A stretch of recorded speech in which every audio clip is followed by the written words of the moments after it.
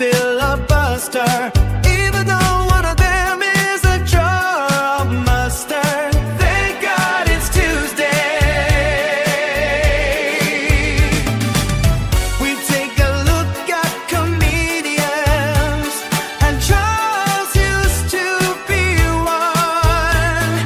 We have a lot to say about comedy.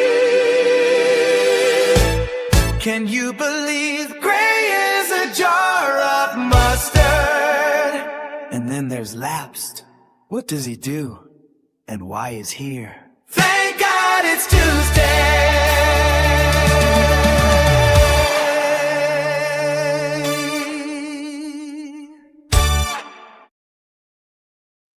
Yeah, and one day we will figure out that mystery of why is here. But welcome, everybody. Yeah, that's right. It's Tuesday. Some say the greatest day of the week. And, we're glad you're here with us. Here with me, just to the right, that side, we have Charles. Charles of Howdy. Willis Greedia. How's it going, sir? Now, Well, go how's on. it going with you, sir? It's going. It's long time no see.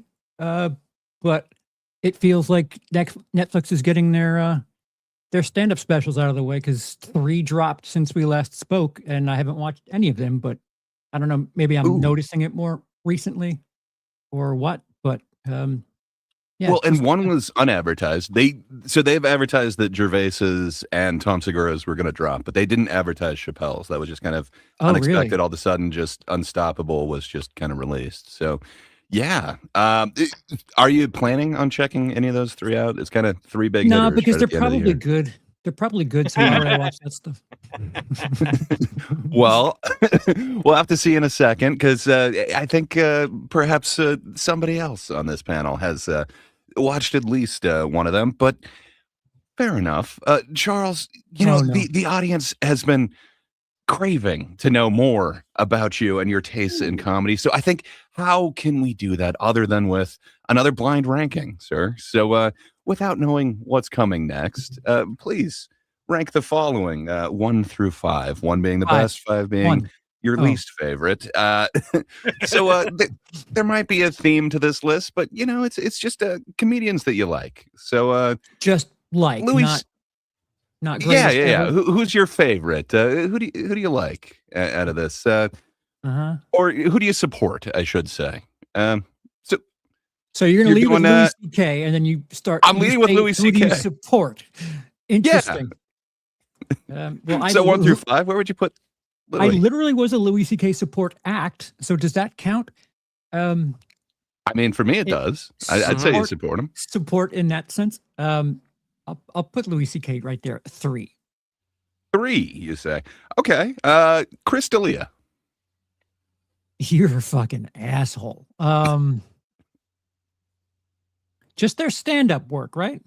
Yeah, that's all we're talking about here. 4. 4. Okay. Aziz Ansari. Mhm. I just know mine's gonna be Margaret Cho and Janine Garofalo, and like all sorts of This week. 5. 5 for Aziz. Okay. Yeah. Ryan Callen. You got 2 and 1 left, remember? 2. 2. Okay, so that means the most of your support goes Cosby. to Bill Cosby. Indeed. Wow. Huh. How did I know? Yay. Well, How did I know? It's quite a ranking there. Wow. Well, You know what? If you swap Callen and Louis C.K. And probably swap Louis C.K. with Cosby, it's not that egregious, because I'm not really a big fan of Aziz Ansari's comedy, and what's happened with him in life I'm not very familiar with. So interesting list you chose there, Gray. It's odd how they all have something in common. yes, they all are professional comedians. Mhm. But I have been remiss in my duties. I have not introduced the channel host, the man who brought us all together, Laps comic fan. Laps, sir, welcome Yes, sir. to the show. How are you Thank doing? you. I'm good. I'm good. I'm dreading the next couple of minutes, but I'm good. What are you I'm talking good. about? I, Okay, well, I don't trust I you. want people to also know your taste in comedy, sir. So I Okay. thought, how better to do that than to, have you blindly rank some professional comedians, 1 through 5. I guess also, let's go with your support for these comedians. So, Okay. first one, Robin Williams. Oh, you asshole. 4. 4, Ooh. really? Okay, Carlos Mencia. Oh, 5. I know the theme. 5. Okay, Dennis Leary. Oh, wow, man. 3. 3. Okay, so you got 2 and 1 left. Okay, Amy Schumer. How did I know Fuck! it? Yep. You gave me all the joke thieves. 2. Yeah. What? 2. 2, you say? Okay, meaning most of your support goes to Brendan Schaub. Okay. Oh, Why did my list suck so? They always suck. I don't know what you're talking about, man. We're getting to know your taste for these comedians. Is that how I feel? Blindly. Yeah, I mean, I think it says a certain thing. It's very informative. How's it going, Labs? So Charles mentioned these 3 comedy specials that just kind of dropped all this month. Really kind of, I don't know, soon. And again, Chappelle's didn't really have advertising. But correct me if I'm wrong, but you've seen at least 2 of these 3, haven't you? Yeah, I saw Chappelle's. I think last week. Wait, I saw it the day it dropped because I just randomly turned on Netflix and I saw it and I was like, okay, So I ended up watching it that night and I watched Teacher from Tom Segura today. Hmm. And that was interesting. I could say that. Any thoughts on Teacher? So, sorry, I guess let me preface this with, there was kind of a burn the boats type situation where Tom Segura was going around telling everybody that he had really been, all the podcasts advertising this, that he had really been working on this particular set for 2 years.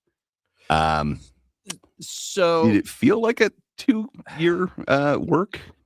I could say this. He led into a lot of, excuse me, what he called his A7 setups, like he did that a lot where he would say something and then later on, bring it back to that, like the whole, what was it? Jermaine and Jamal joke, like those whole things with the subway and all that stuff with Jared Fogle and all that stuff. So, and I think like,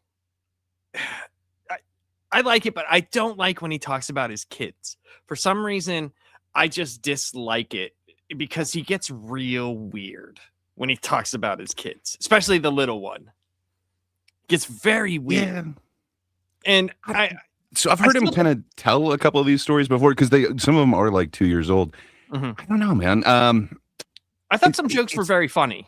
So There were some really funny jokes, but go ahead. Lapsed, when you say weird, is it along the lines of Louis C.K.? His material was quite funny, but when you find out things about him after the fact, it's less funny. And okay.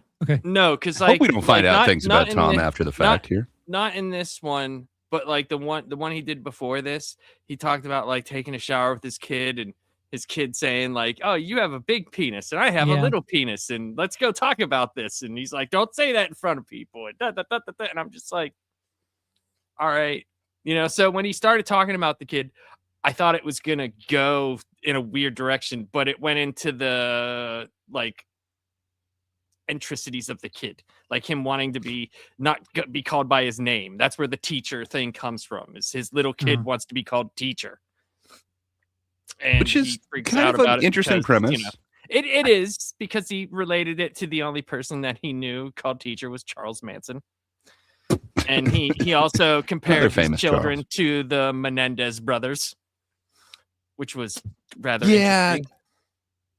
So that's kind of where I thought you were going with it kind of gives you an uneasy feeling about his kids too, because he also does like an impression of his kids, which I don't know. I'm not sure if that's a most egregious thing or not. I know when people have done impressions of me, I've really hated it in the past, but I I don't know. Would you end up hating it if your dad went on a huge special and was, doing a voice for you, so to speak? It doesn't seem to be like completely mocking him, but I don't know. It might give me a complex. Yeah. I mean, it could, but he's also like, I mean, I don't know how old the kid is now, but when he was first doing it, the kid was really little. So I mean, Yeah. And I mean, I guess I should preface this with I don't have jack shit where this kid's gonna get like private planes and stuff. Like so there's probably a trade-off for it. So maybe that would have made it better for me if I got to fly private. I do want to comment on something though, because Doc says I done fucked up with Mr. Williams. Well, I didn't, because I can't stand Robin Williams stand-up comedy. I love him as a movie actor in a movie comedy. High energy. Fuck, I don't care. High cocaine. It's great, man. It's like a giant gorilla sweating at me on cocaine. Like, no. Kinda. He's not. But there's references to me. To me, he's not. He's not funny stand-up. I'm sorry. But he's trying so hard. But in comparative to the rest of the list that you gave me, yes, I done fucked up with Mr. Williams. Huh. That's weird. I mean, it's just your preference. We're just trying to find something. Stop it. I'm making you a list next week. Yeah, that's a good. Yeah. Okay. But yeah, I'm definitely gonna check out Gervais like as soon as this is done. Unfortunately, so am I. Yeah, I chose to invest way too much time into the Avatar franchise today. I didn't realize it was gonna be like a 4.5-hour journey. Like, yes, it is just the 3.5 hours for the movie, but man, do they put like 20 extra minutes of like credits and advertisements, just commercials in there. Did you enjoy it? Did you get to see it in 3D? I mean, yes, I did, unfortunately. I didn't choose it, so like went with the family. They chose the IMAX 3D. I don't know. I don't think it's worth it. I hate those glasses. I get like a headache after, I don't know, 2 hours of those glasses. And then if you turn your head slightly, it messes up everything. I don't know, man. It wasn't a bad movie, but it's nothing to write home about. That being said, I'm not a huge fan of that franchise. And this doesn't need to be 3.5 hours long. They hit the same beat so many times. But that's not what we're here to talk about at all. But essentially, it feels like you've seen 2/3 of it before, and it could probably get rid of that other third. Gotcha. But I don't know. It looks pretty. I think it's going to save cinema. So, thank goodness for that. But yeah, so are there any specials that you guys are going to catch up on before the end of the year? I'm going to watch the We've only got a one day. tonight. What was that last? Charles, I'm going to watch the Gervais one tonight. Yeah. Before midnight tomorrow, I don't know if I'm going to take one in. I have an obligation to watch shit before the year's over, and it's do I watch shitty movies and squeeze 2 or 3 of them in, or probably watch a decent stand-up special? That's not on brand for me to watch something I might enjoy. So not within the next day, I don't think. Fair enough. Well, I guess we could, or I suppose we could do it next week, where we come up with the best and the worst that we watched in 2025.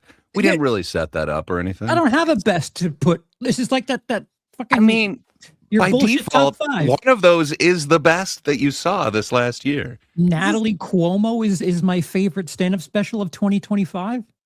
Unless you enjoyed Gringo Poppy more. I'm just saying. That's not fair. You're getting what I get now. It's not fair. It's not fair. But that's next week. I'm thinking, since we didn't have time to prepare this. But yeah, I'm definitely gonna make a list and kind of come up with any of them that I've missed. Yeah, I will check it at least twice.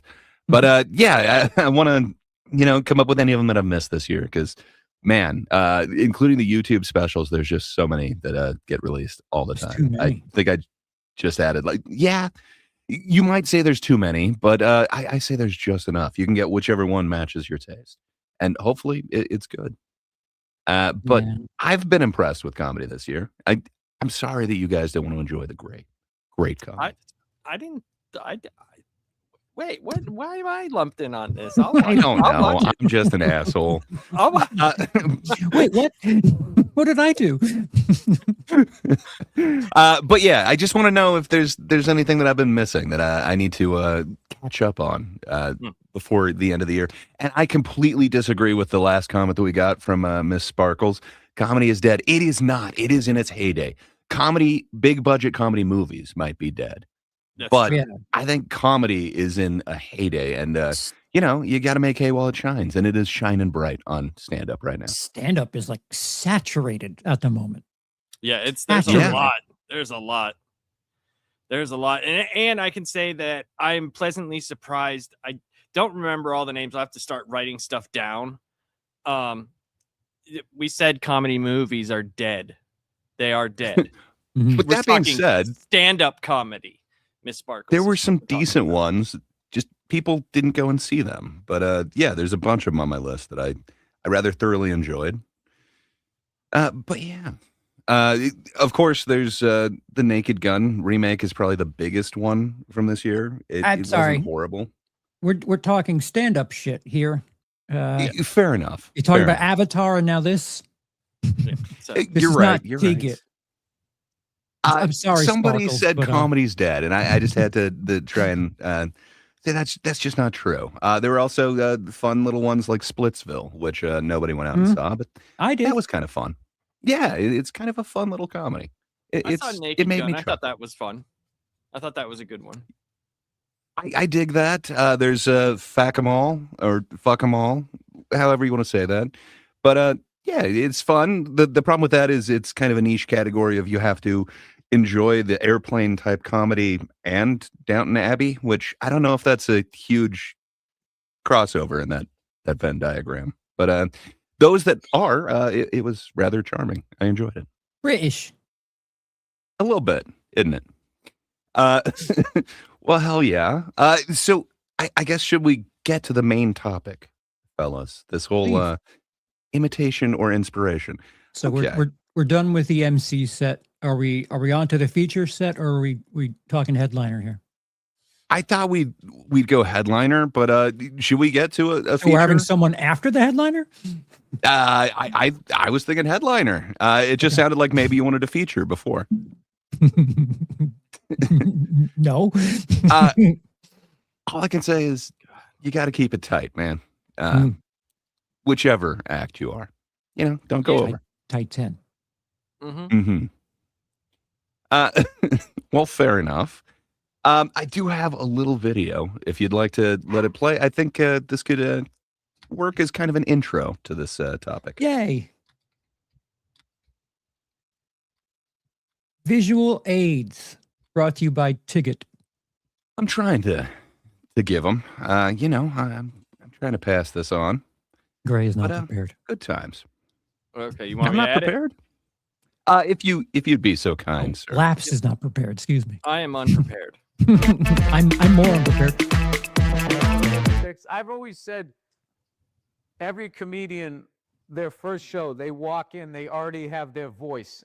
And then when they get called up on stage, that walk to the stage, you lose it because immediately it's an out-of-body experience like, oh, these people are going to be watching? Oh. And now you're not that guy at work anymore. Like, hey, Tina, go fuck yourself. You're not. You're like, hey, how you So this is an amazing conversation between Bill Burr and Dion Cole, but that was my experience. Like I had so much balls, and it's like I know exactly how I do it. And then the second like my name got called, it was just all that left me, and it's just I don't know. Do you get over that, Charles? Do you just find a way to power through that, or what? Because like with music, I got to rely on like the other guys. It's like I know we've practiced this a million times. Like we're good. We just have to play this right. But man, you don't have to go up there with like a persona or anything, and it's not just you bearing yourself to the people. It's different. Yeah, it depends. Like if you're working something out, maybe you're reforming that voice. But he's on to something, like especially early in stuff when you're figuring things out where you don't know what it is. If people are expecting a certain thing and you're trying to do something else, like you're on the wrong foot regardless. Yeah, this visual presentation is ugly. so much Yeah. headspace, so much dead air in the middle there. It's such an unappealing look. Miss Sparkles is mentioning this couch is huge and they're so far apart from each other. Yeah. Well, they're you're trying totally not to correct. steal each other's essence. That's what's happening. You stay on the green it's side. kind I'll of stay on the that, pink side. It's that two dudes in a hot tub thing. Like, you can't be right next to each other. Like, if you're on a love seat, Sure. that'd be weird. So, why not get an oversized sofa? Maybe this is too oversized. I get what they're going for. They do have close-up cams, but man, this wide shot is, Yeah. it's odd. It not looks do a little that. bit weird. I would just go medium close, medium close, medium close. Not I this. think just get two wide. nice chairs. But I think this is Dion Chairs Cole's work. place or something. So I don't know. Maybe No, functionally for a couch is gigantic better. asses. That's what it's for. And this way you could have 3 guests. Imagine it. But yeah, I think what Bill Burr says next is really profound, and it's kind of what sent me on this journey. Doing so, your arm starts doing shit it never does. Like, what am Literally I, that what part is- was what I what was is talking that? You ever stole the joke? No. Like not knowing? You mean like parallel thought? Yeah. No, I've definitely had. But you have to like. I never looked at somebody like, I'm taking that shit. But I definitely had a joke and I thought I got there first and I didn't. And then I dropped the joke. And then I'm like mortified because You think they think you? no, I think that people saw it and then they're like, you know what I mean? So So I'm assuming that's the worst thing that you could ever be known as, is kind of a joke thief in the comedy world. Is there more of like an inside to that, Charles? Like, did you know of like people who were like blacklisted for thievery or anything like that? I wasn't close with people, but I think I shared the experience with you where I had a blind ATM bit, and someone was like, you stole that Jay Moore bit, didn't you?" And I was like, "What? No." And then I went and saw Jay Moore's bit, and just like Bill Maher said, I just stopped doing it. But I wasn't like close with them. I was a road comic more than I was like, a home base working on shit before I do a special thing. And I just didn't, I'm antisocial. So I'm sure people who do hang out and see each other enough, there's probably rumors that follow people. And I think that's another reason why I feel the same way that Bill Burr does. If you're being accused of stealing something, and then if it's just an overlap, an accident, you don't want to make it seem like, I don't know. I guess it's the timing of who did it first and how many people saw them do it and whatever. Hmm. I think And that'd be hard so much to, tougher now. Yeah. Oh, it would sorry. be Go right hard. ahead, Labs. I just think it would be hard, especially if you're talking about a specific thing, like you said, Charles, about the ATM, and then someone's gonna come up with how do other people use that, like a blind person or something like that. That might be, someone else is probably going to think that way without anybody else knowing. So if you do something, you're like, "What? I didn't see anybody do that. What are you talking about?" Yeah. It's gotta be rough. So my bit was, there's Braille on the buttons at a drive-through ATM, and then I mime a blind person driving. And Jay Moore had a very similar bit. He didn't do the miming, but he said the only thing worse is an ATM at a casino, and he made a joke about that machine always hitting. And I was like, that's a better tag for that. I had a blind joke that I told. And I did. I had it, and then I heard it recently, so I'm never gonna use it ever again. I talked about like the best and worst gift to give a blind person would be a cheese grater, because it's the most violent book they ever read. Ooh. Pretty fun. Wow. Well, can I ask it, Charles? So like, it's also really looked down upon to just basically steal like street jokes, right? Like, what would be worse if you're known as like just doing street jokes or just kind of lifting others' jokes? What do you mean by street jokes? I mean, there's certain jokes that, like everyone kind of knows. Nobody could say who exactly wrote it, but everyone's heard it before without Oh. like doing a spin on it. You mean? I mean, like chicken cross the road, like that kind of shit you get in kinda, like Facebook emails where it's just like, ugh. yeah, like that type of essentially like they're jokes that everyone knows. I don't know if Uh, they're considered. I don't know if they're considered theft so much as hack. If mm. you're gonna regurgitate that shit that I download in, a email from my grandmother, you better put something on it to make it your own. And It I'm not a sucks fan because of it. like in music there is a cheat code and it literally is do covers. If you want to be seen like another band, essentially you just do covers of their type of songs. It's like, oh yeah, those guys can really rock like Zeppelin or whatever. I don't know. There are then other bands who, kind of get accused of doing like a Zeppelin copy, if you will. Huh. There's been a whole bunch throughout the ages, but Yeah. it doesn't seem Zeppelin like it's looked specifically, down upon. Interesting. Well, Yeah, there's that. What's that one there band? are- They're newer. You know what I'm talking about. They have that highway song or whatever yes. the hell it's called. That Yeah, that kid. Whatever he they're all is. trying to be. Yes. But they're kind of the latest of a bunch of them. And then if you go back to Zeppelin, they were also accused of stealing. That's So very true. I don't know, What? man. Yeah. It gets weird and it gets cyclical, but it just seems like in music it's kind of more accepted. Like, of course, if I steal your actual song, that's a little bit different. But if I'm just covering your song, I'm doing an homage to you. Comedy is not the same. I'm assuming there's been a lot of starting out comedians that you've had to sit through, Charles, where you could see who their influences are. Essentially, they're kind of trying to do a version of them. They're a comedian cover band in a way. Yeah, it depends. Like you talking about like when I was on the road and like opening for people that were doing stuff or like in showcase shows where like I'm looking at 15 comedians in one night. What do you mean? I'm sure it would kind of come up there. I know I've seen it, especially at the open mics where, people are kind of trying to come up with their own voice. And it seems like a lot of them seem to go to the exact same inspirations. And you can tell that Attell was a huge inspiration on them. They've got that exact cadence, that exact delivery. They even kind of go up in a certain way. I know I saw a few of them and it's like an exact ripoff of Gaffigan, where it's like even the way that they're kind of going to that like falsetto-ness. Man, there's a bunch of them that just, it feels like people are trying to be that person where, how hard is it to write a joke in the voice of like, I would say again, something like a Jim Gaffigan. I feel like I could write a food joke in that voice very easily.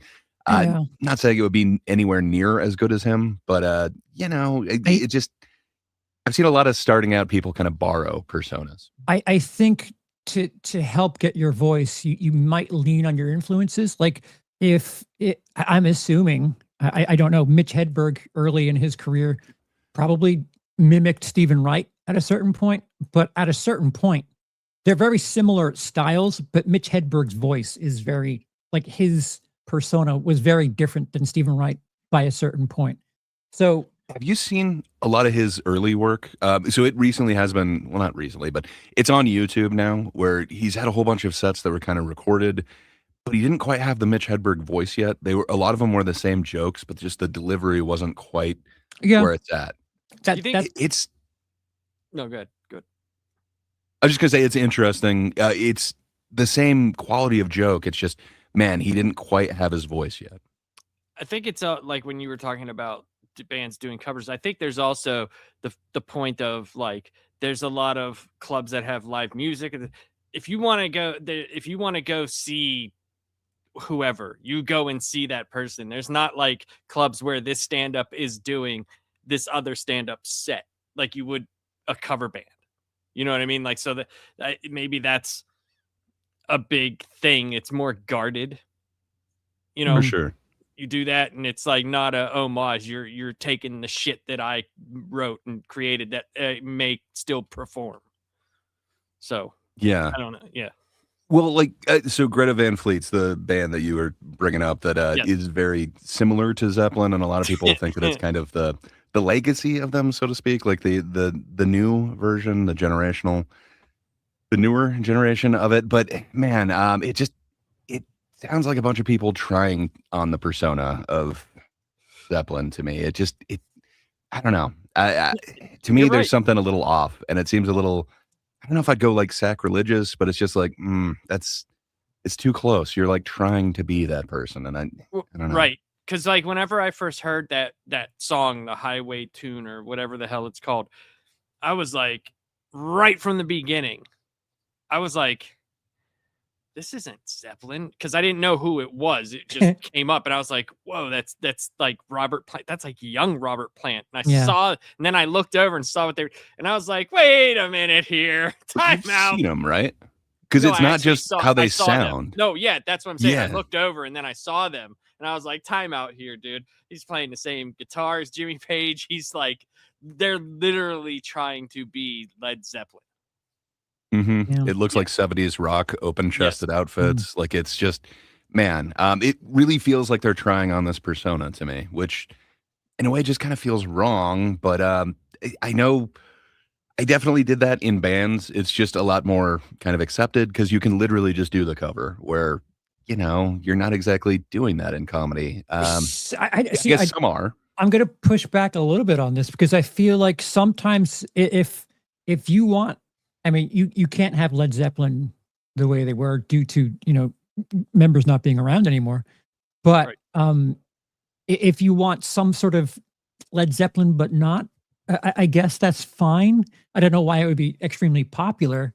But then on the flip side, you have something like Queen, who still tour. They just don't do any new music. So if there was like a Freddie Mercury sound-alike that was out right now, I would almost appreciate that because it's something that feels like it's different and new, but in that same soundscape, if that makes sense. Because Queen's not making new stuff; they're just bringing new singers around.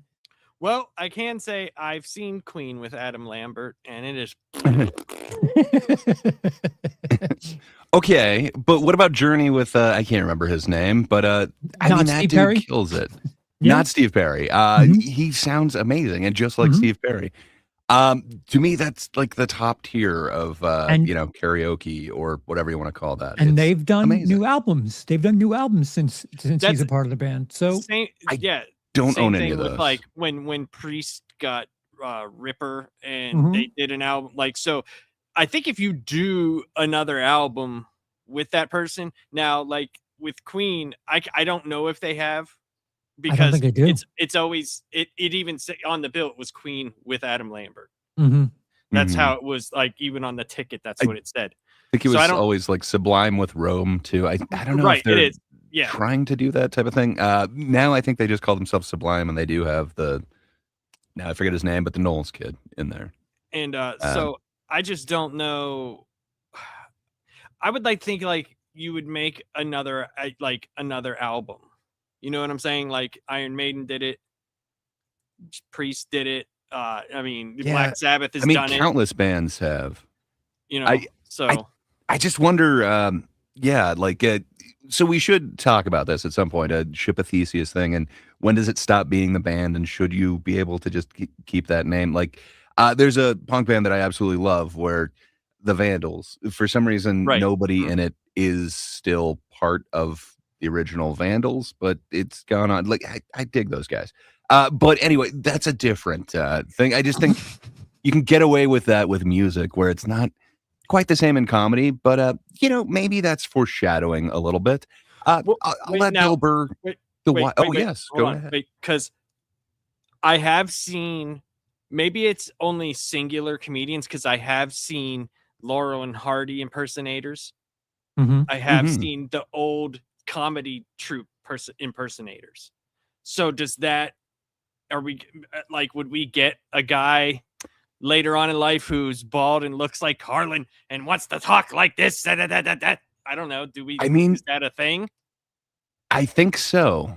There's been a trend lately that there are a few people who are kind of taken off by doing kind of an impression of prior people, but they're not really giving them the credit. Perhaps I've said too much, and it sounds like I'm confusing some of the audience. Miss Sparkles is saying that she's confused. Yeah, we're good. Thought we were talking about comedy. I think if I let Bill Burr just explain it for just a moment, you'll kind of hear where I'm coming from. And with this guy being a master, he might actually say it in a much more eloquent way than I could ever try. What I had more so in that thing was when I was coming up, I was acting, when you're trying to find your voice, you're taking on the persona of different comics, I think I had a Brian Regan phase. Everybody had like a Dave Attell phase back in the day. Yeah. And then you just sort of learn to trust what you're saying. So there was that, but I never, no, that's like, you can't do that. And also, I didn't have to, luckily. However, So, with that being said, Charles, did that give you any thoughts as to that whole when you're starting out, you're kind of trying on different personalities, personas, seeing what kind of fits? Yeah. Like you're influenced by something to do it. So obviously there's something that you're modeling yourself after, but at a certain point, I mean, unless you're I just want to be a Jerry Seinfeld cover band, at a What's certain the deal? or Gallagher too. At a certain point, Sledge-o-matic. you Can't be stopped. become your own thing. You might have like tastes or like smells of an act that you were inspired by, but you should be able to make your thing your own, even if there's like hints of your inspirations in there. I would assume, I would hope. I would hope so as well. Like, why would anyone want to see a cover of it where there's ways that people can kind of mold that and still do their own inspiration on it? One thing that kind of comes to mind, it's not really my cup of tea, but it seems to be all the fashion right now. Adam Ray, I think he just did his last performance as it, but he's been doing this thing where he's essentially Dr. Phil, and he's taking on that persona and doing his version of Dr. Phil doing a live show. It's kind of interesting. That doesn't feel like it's a ripoff. It feels like it is a caricature of this character, and he's doing an impression, and then he gives the credit to this is Dr. Phil essentially. And he's doing. Sorry, go right ahead. How many characters does he do on Kill Tony? Because I think I've seen him like 10 times in the 12 episodes I've seen. Well, he was the guest of the year, I think like 2 years ago or 3 years ago. So that just encouraged him to do more. I think I can think of 5 off the top of my head. He probably done more. He was Elon Musk, right? I might have missed him being Elon Musk. At the Garden? I know he was definitely Biden. There's like a nerd, like a Sigmund type character who wears glasses and long hair. I forget what that kid's name is, like Roger or something, but he does a kid that way. Yeah. All right, so he has a bunch of different characters, is for sure what I'm finding out. Yeah, and that seems different. Like Jeremy is the name of the kid that he plays, the geeky kid. That to me seems different. Like I don't know if you're familiar with Kyle Dunnigan.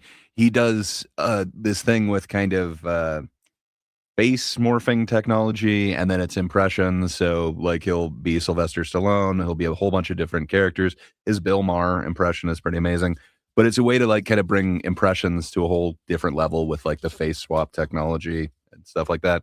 That's kind of fun. It's interesting. He's also been a guest on Kill Tony, and it doesn't seem to work nearly as well, because then you're stuck with whatever prosthetics or makeup or whatever you're wearing, where before it didn't matter if he's wearing makeup or whatever, he could switch between characters. All you need to do is like switch a button on the face swap thing. It made for really interesting things. I enjoyed that, but again, he's giving credit to who he's doing an impression of. It's not, hey, here's me doing stand-up, and then you're basically just ripping off somebody's persona.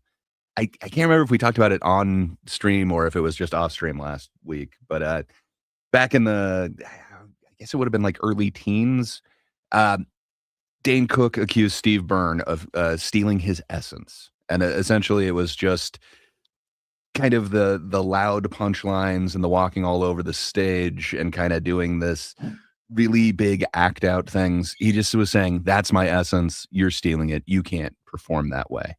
They should have went to Dr. Phil. and they could have had a really good episode. Now you gotta stop stealing his essence. I don't know. I didn't really put any credence to it, but lately I saw something that I don't know. I think this is the clearest cut case of stolen essence for me. But perhaps I'm putting the cart before the horse. What I have right up here on the screen, it is actually the Just for Laughs festival. It is a very special performance from it. So this is Mitch Hedberg. I know he's one of all of our inspirations, if you will. I know he's a huge inspiration to me. I love one-liners. I know that if I was just doing a Mount Rushmore of one-liners, he would definitely be on there. I think there's a couple that I thought did it a little bit differently, and I prefer that style. But man, was he kind of unique with the way that he did it. I think he kind of connected with you in a special way, didn't he, Lapsed? Yeah, I loved heroin. I get that. I hear it's good times. No, I liked him. I seen him twice, and it was always really funny. And he would always do this thing. I wish they would have did a video of at the end, like the last 20 minutes. He would always talk to the crowd, and he would he would kind of make these stupid jokes about the way you look or the questions you ask or something, or it was just kind of funny. And he did it both times I saw him, and that was 2 years apart. So yeah, that is awesome, man. I am so jealous that you're able to actually see him live. There's something to live comedy. Every special is great, but it's just not the same thing as being in that room, actually feeling that energy, the pop of the crowd. Just, man, there's something amazing to that. I wish I would have seen him live. Unfortunately, I came to it way later than I should have. I'm almost certain I would have crossed paths with him because he was a headliner, but he had CD specials and they weren't even close to an hour yet, and he passed when I was on the road. So you would have.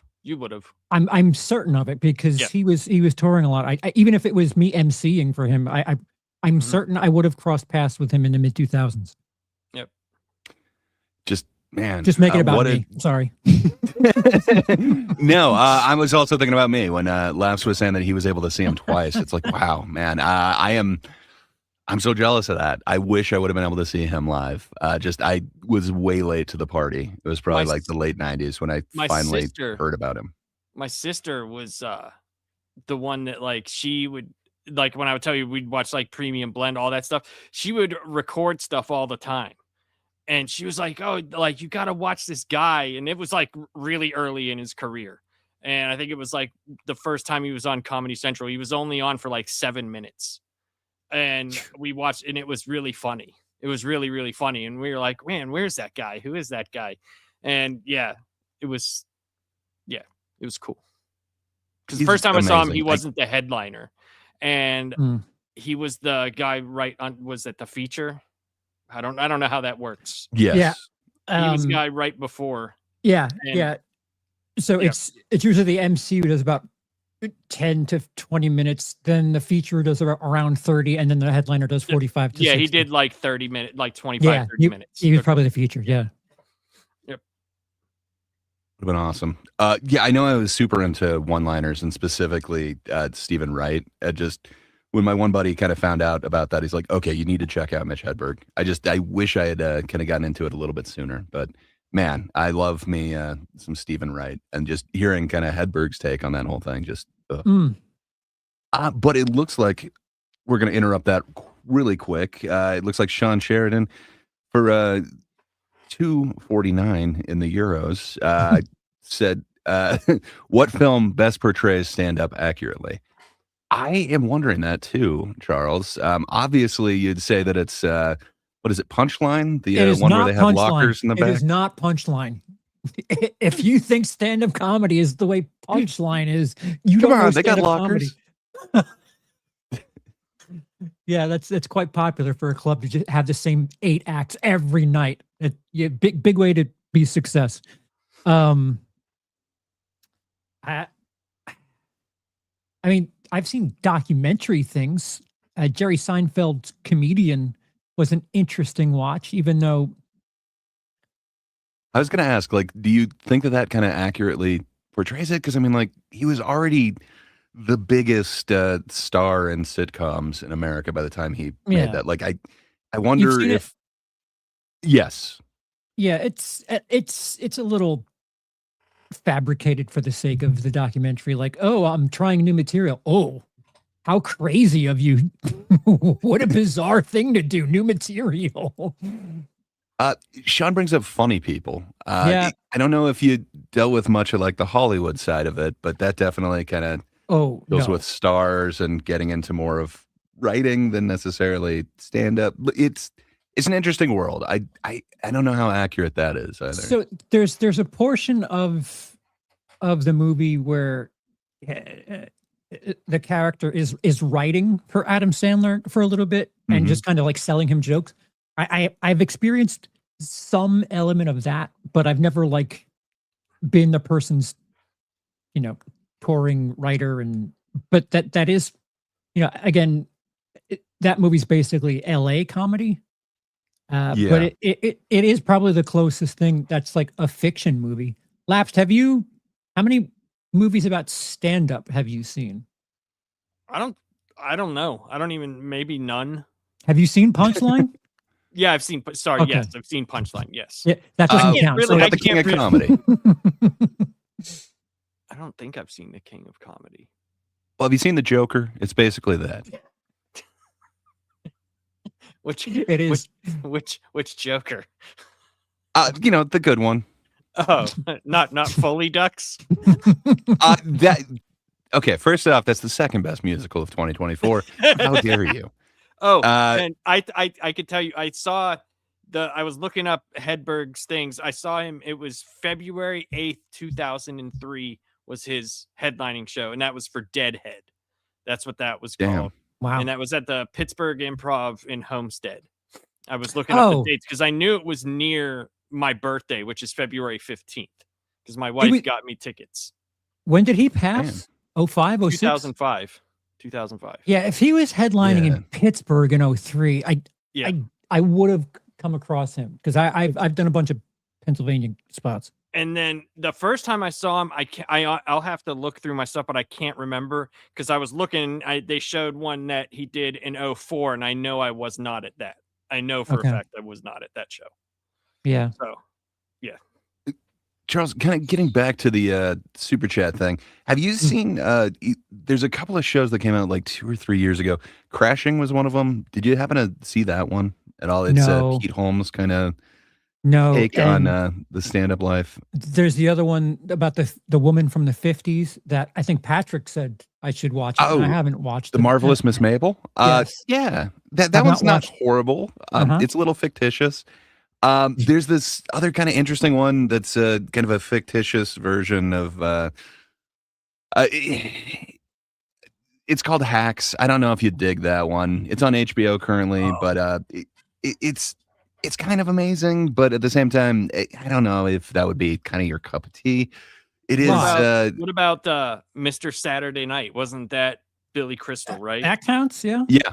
Does that count? Because I'm looking at a list here, and I was like, I didn't see any of these. But I'm just like Mr. wondering if Saturday those would Night, come I up did see. more. Yeah, Mr. Saturday. There is this. Sorry, There's- man. Please go No. right ahead, Charles. no, I will no. speak later. I was saying Mr. Saturday Night would work. Yeah. Plus, there's the Bradley Cooper movie that's coming out like now. That's literally what I was going to say. There's one coming up that I hope accurately portrays it, but Is This Thing On, which is recorded at the Cellar, and then it's directed by Bradley Cooper, but it stars Will Arnett, and then it's got a bunch of different comedians in it, like Jordan Jensen. I think she has a rather prominent role in this, so I hope that one will be accurate, but only time will tell. Yeah, I Hey, would what like. up, Warren? Hey, Warren, how are you? Warren. I would like a whiplash for comedy, Mm. and like I don't know I if mean, that's this one's got Laura Dern in it. It might be Oh, well. good. It might be a whiplash. I don't know. Okay. But there's been a couple of kind of TV shows that seem somewhat, they might be somewhat accurate to what they're saying. There was another one that was all about the Comedy Store, kind of. Yeah, there was that one was kind of interesting. Yeah, there was that might be it. There was another one that was based like in the 70s or something, eating Yeah, it or that's the whatever. one. That It's happened. kind of a fictional version of it. Yeah, like the last 5 years, it seems like, oh, you're not doing comedy anymore, Charles. We're gonna do nothing but like comedy material that you're Well, not it's kind gonna of have cool. anything. It gave a bunch of comedians chances to be other comedians from the. I don't know. I dug that one a lot more, but yeah, I haven't been on the inside of that. The closest I've been is the open mics, and there's nothing to that. It's Which just is you put your name in a hat. Which is weird because even Funny People, which is probably the best representation of stand-up in a movie, there's not any sort of accurate representation of open micing, which a lot of people have done. Everyone here has done an open mic. Yep. Like everyone has some sort of experience. Why is there no accurate representation of that in a film? Because a lot of people, at the very least, do it. So there should be some sort of shared experience that can be capitalized on, but no. I mean, it's kind of boring is the thing, like the open mic experience. And then you got to see a bunch of bad comedy. Sadly, I mean, like they probably would be moving up to like MCs or whatever. I know everyone's got to start somewhere, but I mean, they not could tell it from Tony is not that- everyone's cup of tea. I think that's They the could- closest to a depiction of.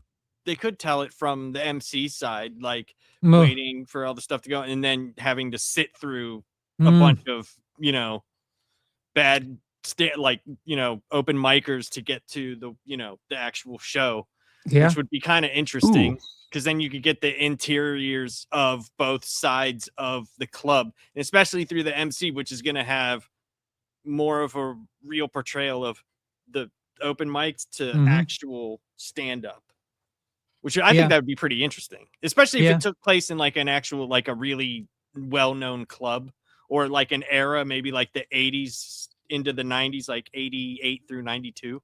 Yeah, I know that there were times where I did like showcase gigs, and this is like early, like, Mhm. first 10 times ever, where people would eat it and, people were leaving. And I remember thinking, man, I got to go another 5 guys after this guy. And he's walking the audience like I don't like it. It felt like more pressure, and I would get pissed off every time someone else sucked because it's like my audience that They're they were gone. leaving. They were leaving before I even got to the stage. I'm like, thanks, asshole.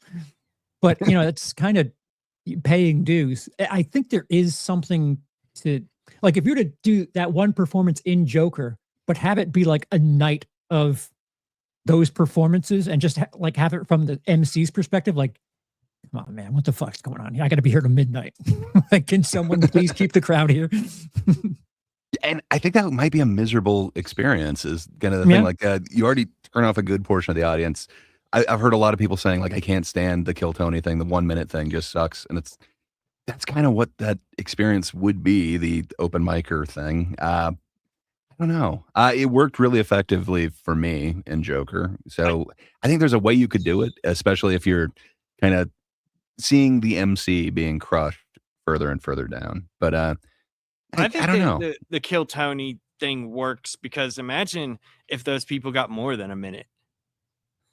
See, I feel Now like there's some that do, some that are better, but most Right. of them, 75% of them, possibly 80. Well, the minute's They got just more your than- foot in the door, man. But- that no, interview no. is where the Correct. magic happens. so. I feel like the uninterrupted minute, that cat meowing and then the roar.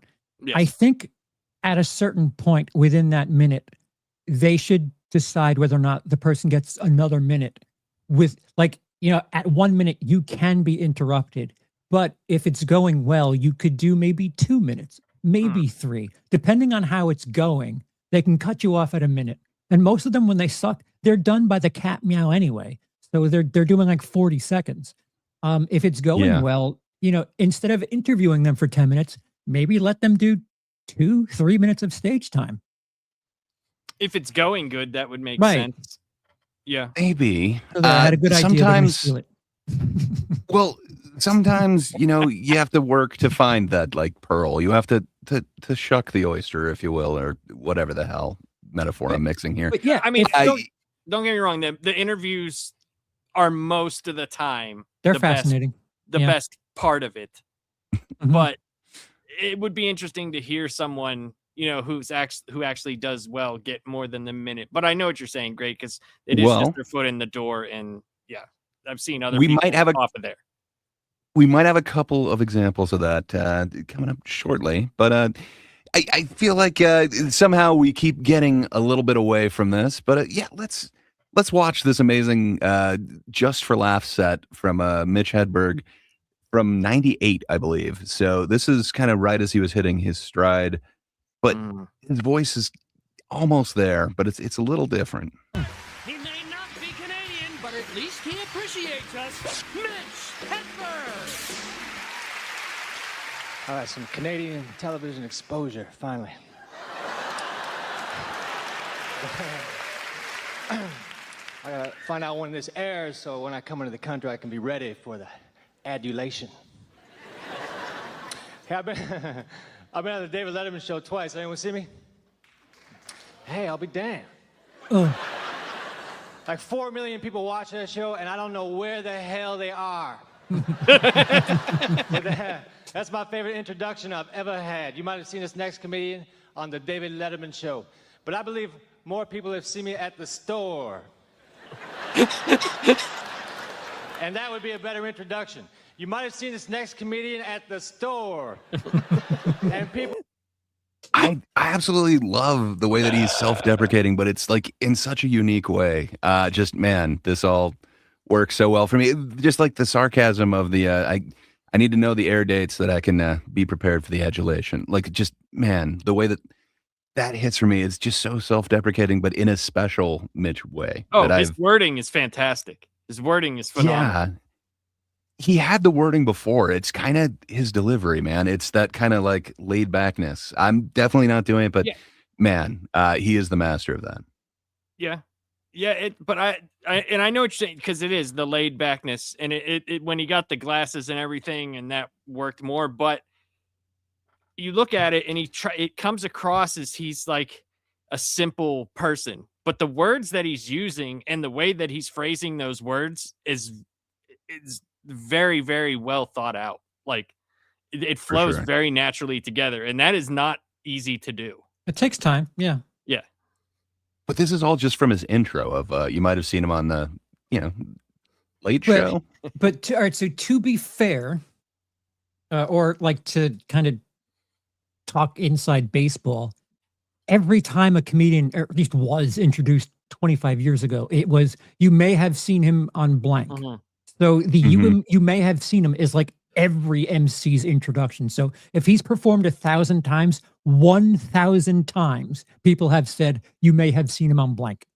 Yep. So he's just capitalizing on material that you're going to hear. Right. For sure. That's funny.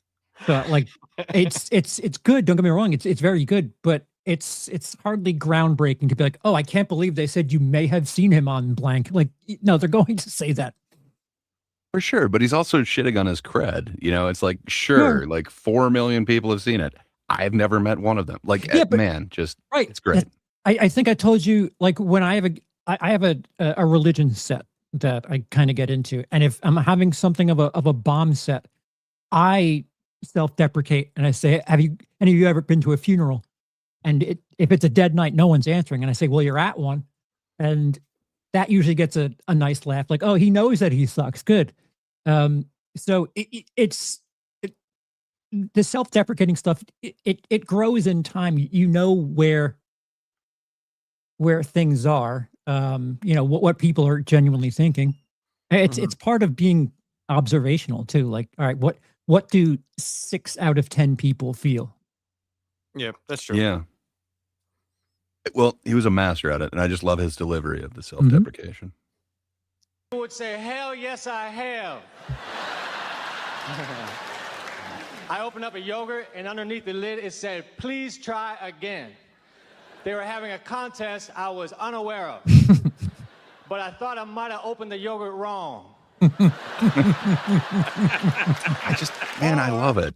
Just those jokes, like, it's so stupid. It's so awesome. I love his voice, that type of thing where I've definitely experienced that. I know I've taken a cap off a soda and it's like, try again. It's like, what am I trying for? Are we doing like an episode of the Chris Farley show? Kind of, man. I absolutely love it. But I'm trying to point out certain observations that he's making because I think they're going to come up real shortly is what I'm trying to get at. That's not far off, Charles, because I told you guys about when I met and we got to hang out with Jason Mewes and stuff.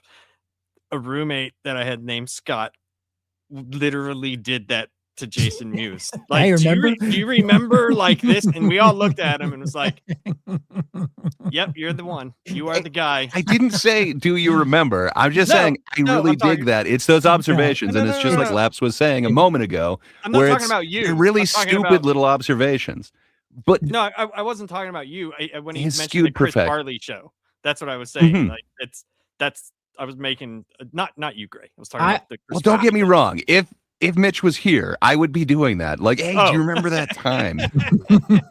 But I don't feel like I'm doing that now. I'm just trying to highlight a couple little things that I think are key aspects of his version of comedy. Gray, I was joshing you because this feels like something of a thesis video. I was joshing you because this feels like a topical video, but at this point we're just talking about, man, how great is Mitch Hedberg? Like there's nothing on point right now. There's a reason, but okay, fair enough. Let's get more of this. I mean, so I think he's got 3 really amazing jokes that everyone kind of goes to. I think this part has 2 of them. So there's only 45 minutes left, guys. Don't worry about it. Maybe your play was trying to inspire me. Come on, Mitch, don't give up. Please try again. A message of inspiration from your friends at Yo Play. Fruit on the bottom, hope on top. I used to do drugs. I still do, but I used to too. I think that's the most famous joke. I'm not addicted to gambling. I'm addicted to sitting in a semicircle. That's the other one that I hear people talk about. My friend is a blackjack dealer, and on his forearm he has a tattoo of an ace and a jack. You see, I'm a blackjack player. On my forearm, I'm gonna get a tattoo of a 10 and a 2. And then maybe later a king. There's a couple places you can take that joke.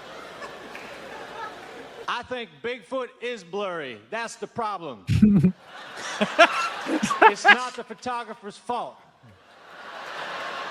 Bigfoot is blurry. And that's extra scary to me because there's a large out-of-focus monster roaming the countryside. Great. One time a guy... Yes, sir. We need to be a bit more transformative about this. If you have something, that's what I was trying to do, but then I got mocked that I was just playing the hey, you remember when? So 2 jokes that I think everybody kind of brings up. So there is that Bigfoot joke. I've definitely heard people kind of say that one when they're talking about Hedberg, but I think the main one that everybody goes to is the whole I used to do drugs. I still do, but I used to too. Man, it is an amazing joke. And I can't tell you how many people I've talked to that have brought that up. Like, that's their memory of this guy. I don't know. What would be your pinnacle of Hedberg jokes? What's your go-to from him? Oh, dude, the ducks eat it free at Subway. Like that bit is hysterical. when he talks about ordering a sandwich, but it's kind of a longer one too for him. I dig it. I respect it a little bit. And like the tags that he has on that joke is quite funny too. Also, the ducks want sun chips. Really high quality stuff there. I the Pringles the way can. his mind works. The Pringles can is your favorite one. It's not my favorite. It's that one, Pringles, and the getting a receipt for a donut. Like, I don't know That's the situation mine. in any time that I would have to prove that I bought this donut. Well, and the whole fact that, like, we do not need to bring ink and paper into this transaction. It's just, oh man, I love it. The wording, just everything. And it is kind of a little bit longer, a little bit more wordy for him, but man, the receipt for a donut thing. And then again, his thing is tag, So then you get like the whole example of having to prove it to your roommate that you actually got it done. Just man, I absolutely love the way that his brain works, and then the way that he does his comedy. He incorporates a bunch of different styles. Like I used to do drugs. I still do, but I used to. That's a misdirect. It is. You're taking a parlance, a common cliche, and twisting it. Which my favorite comedian who does misdirection is Robert Schimmel, where I like you feel like you expect the joke to go in a certain place, and then it's like no, the punchline's actually over here. We're not talking about this thing. It's actually something that you would expect not to be the joke. I love the way Schimmel does that. Jeselnik's another one that's you can almost it's his thing is going the exact opposite way of the setup, and Schimmel's isn't always necessarily that. It's just a different direction than you're thinking of. But man, I love that style, and you're right. Hedberg incorporates some of that, but that's still in like his kind of one-liners, and then that's still in his tag. Like it doesn't seem like he kind of leaves it alone in a great way, where it doesn't feel like it's beaten to death, but man, are there a lot of hits in on that. Troy brings up a good one with where he talks about, he says, I'm sick of following my dreams. I'm just gonna find out where they're going and hook up with them later. That was a good one. That is a great one. That was always a good one too. Well, I guess let's let this play out. So I grabbed this one. First off, you mentioned his glasses. He did pretty much wear sunglasses almost every gig. After this, it seems like that really became kind of part of his persona. I grabbed this one for a reason, but it also had at least two of the top jokes that I generally hear referenced from him. In this quick little, I think it was a 3-minute set that Just for Laughs happened to have out on YouTube. So, we'll let this finish up. I think there's only a couple more left. I handed me a picture of me. Said, here's a picture of me when I was younger. Every picture is of you when you were younger. Ain't that about time someone said that? So that was what I wanted to give you a little bit of a taste of. And then keep in mind, we've kind of been talking about trying on a persona. I don't know if there is a better example of it than this. But this is a real comedian. His name is Keegan Carmichael. He's out in Austin. Yes, sir. Do we get informed how long he's been doing it? I believe, yes, he will talk about that in the interview. Also, is that literally episode number 730? It is of Kill Tony. He's been doing it for 14 years, man. It's not like an overnight thing. He's been doing it out of the store. I knew it was old, but I didn't know it was 730 episodes deep old. Dude, there's some amazing comedians that came out of there, and it's been a great launching pad for him. I totally support it. I understand why people don't like it, but man, I wish them all the success. But this one made me feel a certain way, and I'm wondering if you guys are going to feel a certain way with it too. So this particular performance is from 4 months ago. So, yeah. Everybody, make some noise for Keegan Carmichael. Oh boy! Already. Oh boy!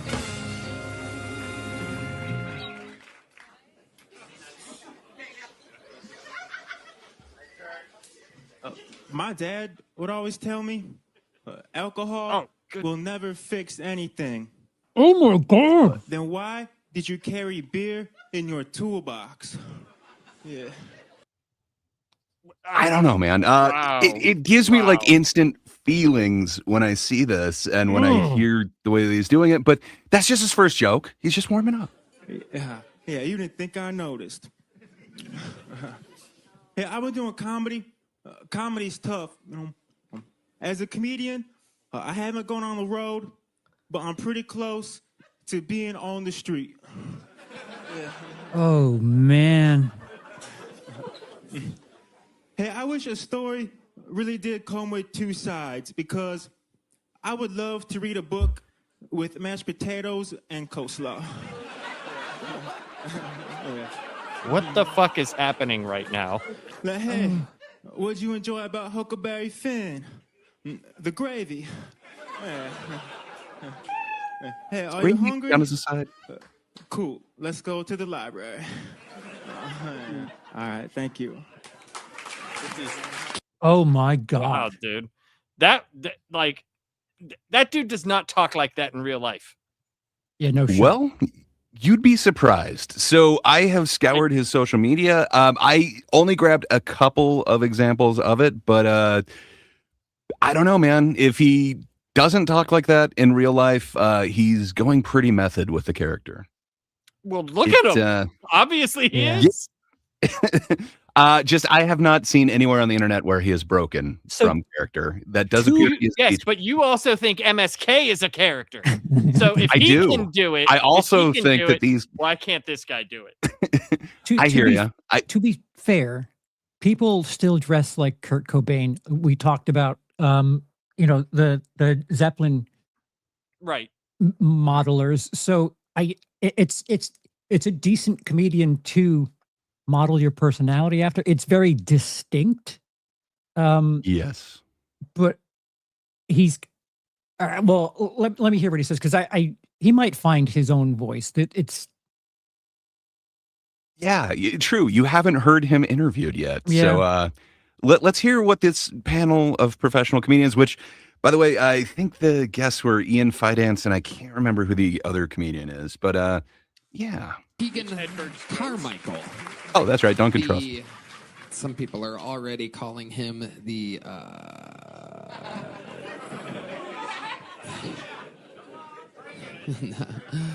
Keegan, let's just jump right into what literally 100% of the people in the room are thinking. Are you aware that in every single way you're doing a Mitch Hedberg impression? I get reminded every day. Is that on purpose or like accident?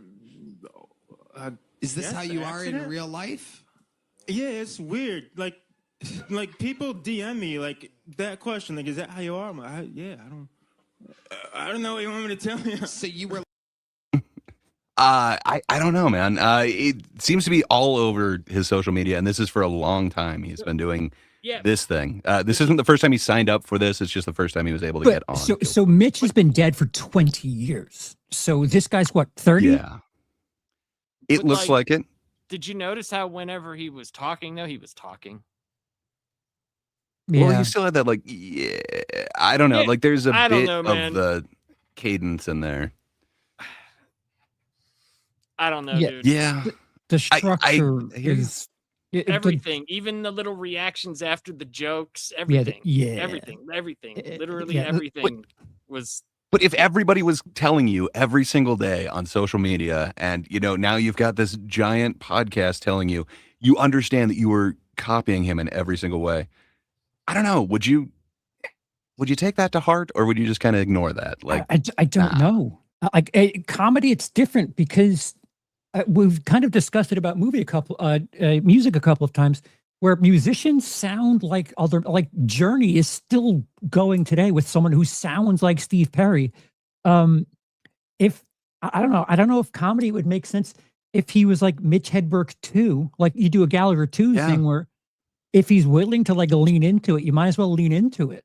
But to act like, oh yeah, I don't know what the thing is, you have to know, where did that come from? It had to start from something. Like if that's all he listened to growing up, like, is albums of deceased Mitch Hedberg, and like he modeled everything about his stage presence after it. It's fascinating. I would hope for him to develop something, if not to lean directly into the fact that, Mitch isn't here anymore, but I am writing in the style of him, and essentially I'm a laser hologram Tupac of Mitch Hedberg for now. Well, that's the thing. Like, there's a difference between like kind of, acting like someone and writing that person's same, like their material. Like that's but he's trying to write his material. It's not as good, obviously, but he's telling it. It's like he heard the CD and he heard certain jokes and he's like, let me see if I have enough syllables in this to match this. Yeah. So like I said, if you were to hear Stephen Wright and then like maybe early Hedberg, I'm sure Hedberg was like, Stephen Wright kind of does that. Yes. And he became Mitch Hedberg. This guy, I would hope in 5 years or so, would have his further down the road variation on it. Which could happen. Sure. Which could happen. Sure. But like, even early Hedberg, as much as he was like, he wasn't what this is. Right. Right. Because I do know what you're talking about, because I thought the same thing. Whenever I, like, after my sister showed him, when I started scouring for stuff of him and I heard like the bootleg recording, I was like, oh, okay. I see the similarities, but he did come into his own. Like you said, he did come into his own. Hopefully this dude does it, because it's like, Jesus, man. Well, I don't think they've gotten into how long he's doing it yet, but they get into a couple places in the interview. It goes a little bit further. Let's let him explain himself a little. Like this, and that was your sense of humor, and then you saw Mitch Hedberg, and you're like, whoa. What are the odds? I used to impersonate Mitch Hedberg. I still do. That's awesome. I mean, the look, the infinance is awesome. Every single thing, the delivery, the joke style. Are you a super fan of his? No, my favorite's actually Dimitri Martin. But Dimitri Martin? Now I know you're kidding. That's literally nobody's favorite. He's some people's favorite. I know my wife happened to be very fond of Dimitri Martin for a time. I didn't quite get his comedy, but I dig it. He's another like a one-liner guy. I don't know. You guys ever seen any of Dimitri Martin's specials? I don't know. Fair enough. Laps, you ever seen Dimitri Martin? Now, he's another, I would put him kind of in the same vein. He was kind of more in the alt comedy vein, but kind of around what Galifianakis did with like Purple Onion type deal. It's kind of one-linery. I could see somebody putting them in the same category, like a Hedberg, a Stephen Wright, Zach Galifianakis from the Live from the Red Onion thing, and Dimitri Martin. But man, Dimitri Martin does not have that exact pronunciation, that exact delivery, that certain amount of stonedness to everything. So, like, if people are like accusing you of DMing him, and he was unaware and he doesn't think so, I think as far as honor in the community is concerned, he owes it to other comedians and like what 100% of the room is feeling, like Tony said, to look into it and see, all right, how close is this? And, have someone who he trusts tell him, yeah, it's a bit much. It's kind of his job to do something about it. Either say, I'm Mitch Hedberg reincarnated, or tweak your bit to not sound like him. Kind of like what Burr and myself decided to do about one joke in particular. One joke, maybe not an entire stage presence. And I should have grabbed more of the Dion Cole, Bill Burr conversation. I do have it, but I was thinking it would be a little bit more for maybe an upcoming episode. But he kind of goes into the whole what happens if you do have, parallel thinking. So now you're each telling a joke. What do you do? And as a gentleman, one would drop it. You might look into like who's done it longer, but there's a certain reputation for it. But that's slightly different. This is, adopting and everything, man. Like he's essentially living method as Hedberg. It's weird. So Troy McClure says he just rewound it to listen to it again, and the second joke he told is clearly a reworking of the "if I don't have a pen" joke. It's very similar. Good question. I guess I could go back really quick. Don't go back. Just too late. Mind, go back. My dad would always tell me, alcohol will never fix anything. Then why did you carry beer in your toolbox? Yeah, you didn't think I noticed. Yeah, I've been doing comedy. Comedy's tough. As a comedian, I haven't gone on the road, but I'm pretty close to being on the street. I mean, well, so what is the joke that's reworked? I don't remember dude. It's been a very long time. I mean, it is so damn close to a bunch of his jokes. Is the original? He has though? some that are. Troy, if you could help us with that, I'm kind of blanking on what exactly it is. I know he's got. It might not be that joke That one, the might next be, might be another one. The pen joke is, I bought a $7 pen because I always lose pens and I got sick of not caring. Yeah, like they're all the same cadence. Like it's the very same setup delivery. Like alcohol is a tool or whatever the fuck. Like, yeah, like I don't know. Like I guess if you set your mind to it and like leaned on cliches that people say, you can write Mitch Hedberg style, but like he did it already. Like I mean, again, if you're going to say, what if Mitch Hedberg was around to joke about TikTok? I guess, it would be interesting to hear Mitch Hedberg discuss today's issues, cliches, and parlance. But you gotta say, listen, I know what this is. Right. Yeah. It seems inexcusable. Like there's been a couple things where it's like, that guy, so I've seen a bunch of Steve Byrne and I had no idea what Dane Cook was talking about when he's like, he has stolen my essence. Like if he thinks like just kind of being extra loud on a punchline and kind of moving around on stage and kind of being physical and act out, I don't know. I didn't see it. It's like, no, that's kind of what a lot of comedians do. You weren't the first to do that. I don't know what you're talking about, but this, I mean, can you call it anything other than he's essentially trying to be him? Like this would be the epitome. No, of yeah, doing he's that. trying to be Mitch Hedberg. That's exactly what it is. It's not even. It's not. I find it. I will say this. I find it very hard to believe that I could see people acting the way he acts. Right, weird a little bit. Blah blah blah. But you're telling jokes. There's no way you did not know that's how Mitch Hedberg tells his jokes. There's no fucking way. There's no way. It's almost impossible. Yeah. So Troy clarifies the setup, cadence, and timing of, as a comedian, if I don't have a pen, I either have to get up or convince myself what I thought ain't funny. Didn't steal the joke per se, just the aura of it. Well, his everything is the aura of it. Like that's kind of the problem. Yeah, for sure. I agree. Well, like, I mean, the fact that me and Charles, by just him walking out before he even said a word, I just said, "What the fuck is this?" Yeah. Like, all right, we knew exactly. I mean, obviously, we knew where it was going because we were talking about Mitch Hedberg, but I didn't expect it to be on the fucking nose. Yeah, I kind of wish you didn't tell us, Gray, because I think. Well, you kept asking me what's it going to be about, and then I tried to explain it in vague ways, and then you guys were like, "What?" So sorry. Well, for the sake of something like this in the future, don't tell us. Give us a neighborhood thing. But as long as you have to tell us what the 5 choices are on the blind ranking, though. That's a new rule too. I have to tell you what the choices are. Oh no, he can still blind rank, but he will be also blind ranking some of the things that we asked. Deal.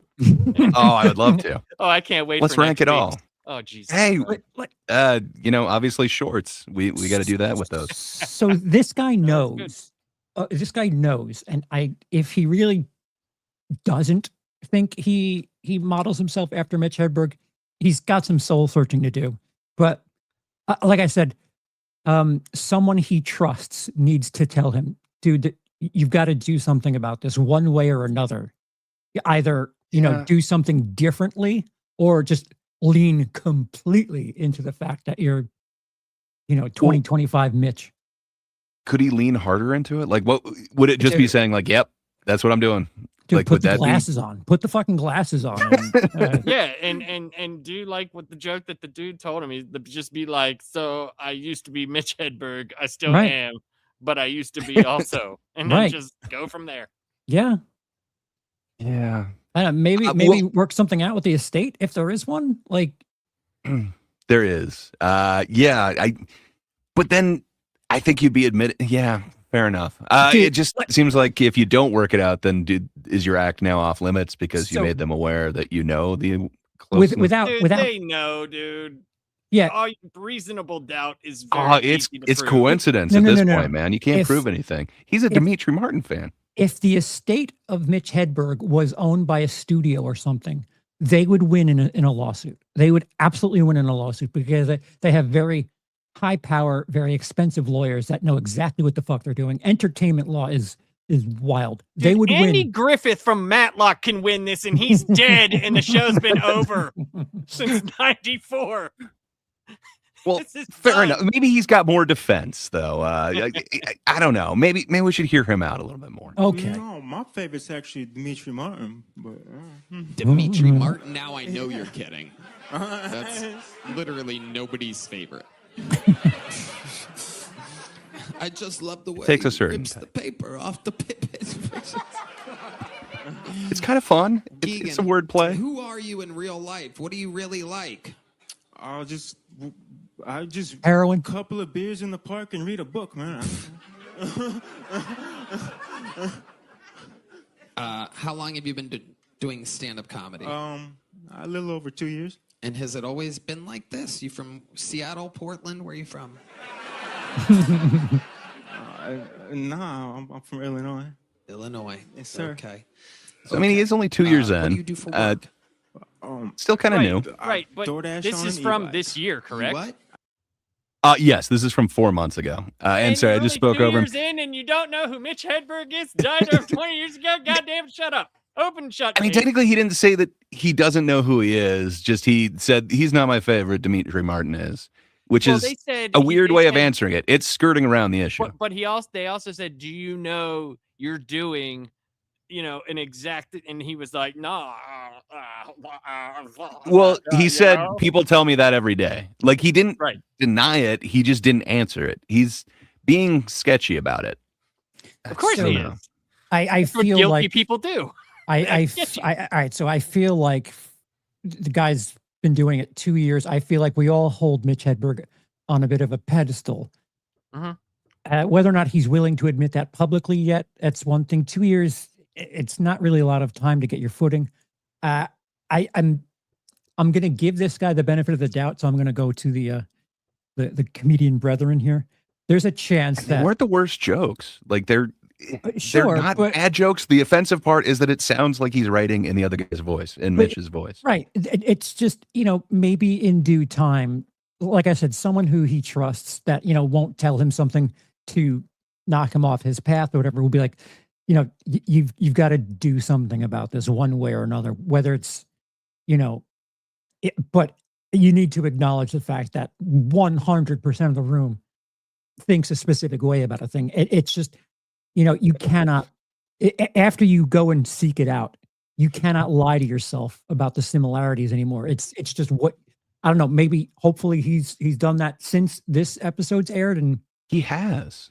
It might just, let's let this interview play out, and then we might have something that kind of responds to that. DoorDash on an e-bike. DoorDash on an e-bike. I hate it when my deliveries are on e-bikes. Yeah. That's kind of suck. It's always got to go vertical with it. Believe me, nobody understands that better than me. Yeah.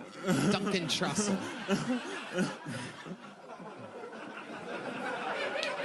It is funny. Like, your spirit definitely lives on through him. Not quite as powerful, obviously, as the late, great, super amazing Mitch Hedberg. But, I mean, you do kind of got it down. You wrote those jokes? Yeah. Right. Yeah, no, I know. Duncan? I was just going to say, it's too bad that they don't need Mitch Hedberg impersonators at kids' parties, because you kids, I'm sorry. Yeah, he could make a killing. It was funny like 20 He would be the seconds best. ago, Yeah. So every time you do a show, anywhere you go, every time you do stand-up, all the other comedians are like, God, this fucking guy's doing a Mitch Hedberg impression, right? Yeah. Some people wait outside the club to like say shit to me. Yeah. Have you seen Mitch Hedberg's stand-up? Yeah, it kind of freaks me out. Oh, I don't know now. How old are you?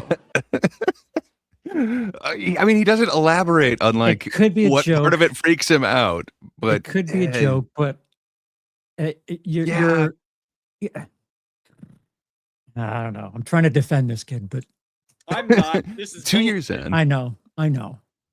Hey, man, he might be the funniest bike Uber Eats guy I've ever seen. I could be wrong. That's you could be 31. right. 31. So when's the first time you saw Mitch Hedberg stand up? Were you a big fan of his at one point? Oh, at one point. Oh, I mean, dude, Dimitri Martin was my guy. Again, Man, this seems evasive. But seriously, we're all like witnessing, like it is like a Mitch Hedberg impression. Did you always talk like this? Is this how you talk in real life? Yeah, Tony, I don't know what to tell you, man. Okay. Can you do a Christopher Walken impression? Christopher, what the I don't watch movies, man. Keegan, how would you know who he is? Thing about your life, tell us. What would we be intrigued to find out about you? 31 years of experience at being Keegan Carmichael. Tell us. Yeah, I have a cast iron pan. See, Hedberg died at 37. So this guy's got 6 years to figure out his own voice? Yeah, I mean, maybe. What's the cast iron I'm not trying to be a dick. So, again, like there's some early recordings of Hedberg that the jokes are there, but like his cadence, he hadn't quite found his voice. And man, once he does, those same jokes, they just connect. I don't know exactly how old he was in that. I want to say he would have been like late 20s. Early 30s in those. Hedberg so probably. There's a chance.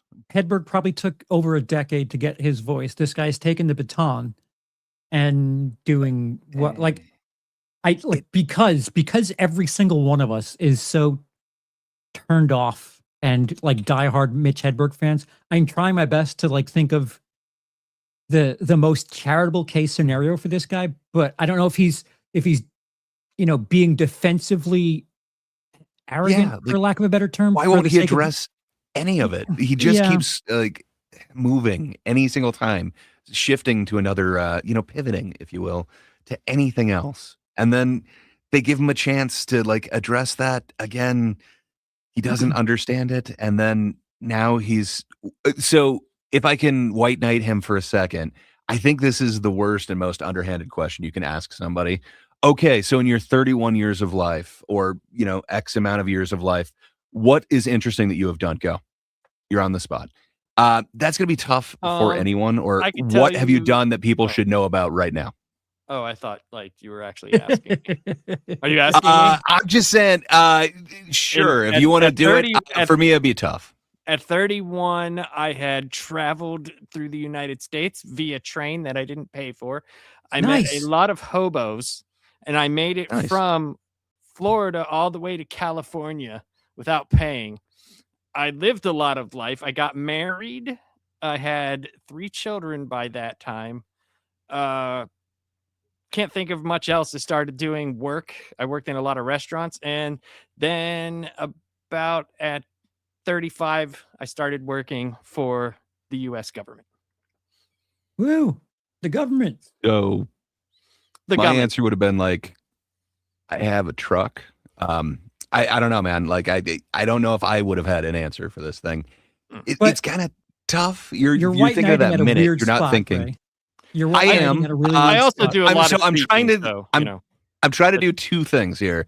I think it's a very unfair question, and then I think he gives the worst possible answer you possibly could. Hey, fair or unfair? What the fuck are you doing on the show?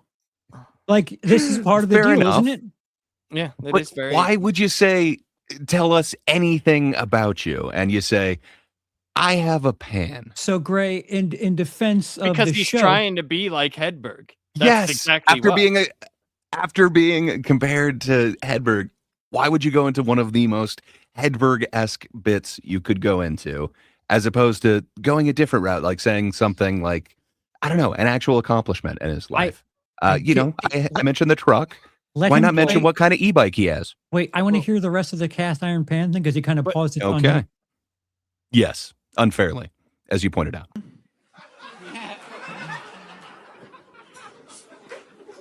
Do the other part. Go ahead. Oh no, yeah, it's cool because you gotta take care of it. Like you have a cast iron pan, you have a responsibility. See, it's a whole bit. Like,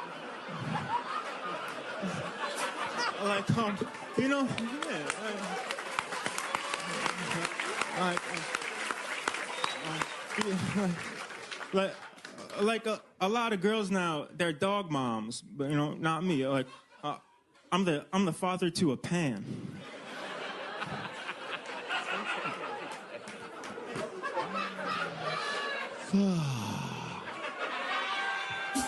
What else, Keegan? Tell us something else interesting about you. I don't know, man. It doesn't beat any accusation to like just I don't know. You're also you got to think though, Gray. You're thinking of it through the way that you think. You know what I mean? Like the supposition that someone else isn't going to just stick to their guns and say this is how I am. So you know this proves that I am what I am. I've met people like that. I've literally met people like that. He could also Tony Clifton the fuck out of this. Like it could be. That's what I'm saying. His thing. Yeah. That's what I'm saying. I have literally met people like that. Yeah. Especially in California. You got to remember, California is it's not just a different state, it's a completely different world. Mm. Yeah. I've told this story. I don't know if I've told it on here. It was when I first got there, right? And we went from San Diego, went all the way up to San Francisco. When we were in LA, it was during the school year, right? I saw little kids. I can't remember the exact street I was on. I saw little kids like walking to school, right? This is how desensitized and how weird California is. And I'm walking and it's me and two other people. And here comes a truck around the corner, right? And it's a semi truck. And it like has this, it's pulling this bed and it looks weird. I'm like, what the fuck is that? And it like kind of went up like this and then into like a house shape. Mm-hmm. It was a mobile strip joint, and it totally naked women encased in glass. Not one child looked up and was like, hey, titties. None. I was like this. Like, that's just California, dude. That's like LA. Like, people, like, they're so strange there, dude, that that does not, like, that dude is Mitch Hedberg. That's who he is. That is his whole thing. So he's going to be Mitch Hedberg 24 hours a day. Fair enough. Why not advertise your comedy as well with an impossible question of like, what is interesting about you in your entire life? Yeah, throw in another bit. I don't know, man. It seems like I would never think to do a really Hedberg bit after being called, an abomination for stealing this guy's persona. But you're right. If you're totally in on it, you're doing the Clifton thing. I'm not sure that this guy is. I could totally be wrong, but I think this might be this guy in a weird way. 1.6 million views on a 43-second short. Mitch Hedberg cast iron pan joke. It's this guy. Yeah. Yep. So don't worry. There's a little explanation beyond this, but the interview's just kind of wrapping up here, I think. Well, dude, door dashing on the bike, that's a fucked up world. I have trouble sometimes because I fall a lot. Like I don't like the Texas cheerleaders because I was going really fast and they were on the sidewalk. And so I fell into the ditch. And I'm laying on the ground and she looks over me. She's like, is your bike okay? I'm like, no. And then like the Lime scooters, they're in the way too. Well, to me, a Texas cheerleader is like a Lime scooter. I'd probably have to pay to ride you, but I just prefer you get out the way. Keegan, fun times. Here's a little joke book, my friend. There he goes. Keegan Carmen. So the tiny joke book is like I guess there's one worse than that. If you bomb completely, they give you nothing. I've watched enough to know that you asked tiny book. The joke books. Mm-hmm. But I don't know, that last bit, it definitely was more unpolished than any of the other ones. It was the wordiest. It felt like it's not whittled down enough to be as succinct as it could be. It feels like it's really stretching for that punchline to me.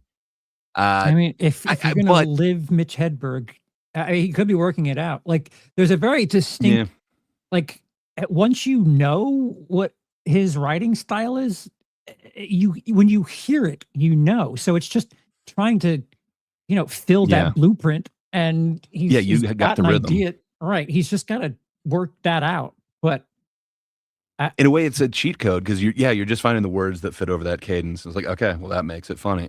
It's really weird because it feels like it's that he's stealing is like just. But the fact that they look so similar as well.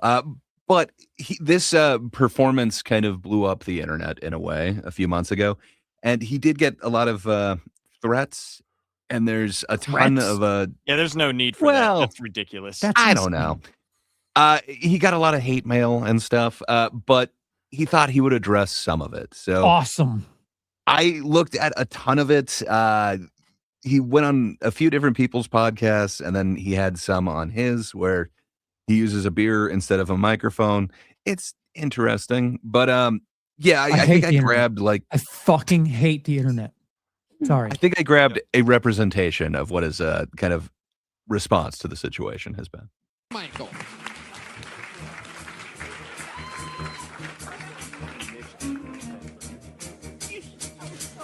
It's kind of like blasphemous what he's doing. It's awful. Yeah. Like, he has good jokes. He could just do them like different, like his own self, instead of like literally acting. I would agree with that. And looking like him's kind of crazy too. If you could do your minute over, is there anything you would have changed, or your interview? The thing about the interview, people are like mad at me for like not answering questions the right way. I'm like, guys, it moves so fast. It's not like right now where you So get hold to, on. like, chill out, think about things, explain. His cadence right now is very different. He's talking. It felt like his cadence was a little bit different on that last joke too, where it seemed like he was kind of floundering and he went really fast. Like, I hate cheerleaders. The Texas cheerleaders. Yeah, to be fair to this guy, Hedberg had a bit of like a Seattle pothead thing where like, hey man, like that kind of thing, which this guy kind of does. But if you're doing Hedberg's style, you're kind of going to get, shoehorned into that definition. But like Red Band said, if he just wiggles out of that cadence, he could probably get by on this.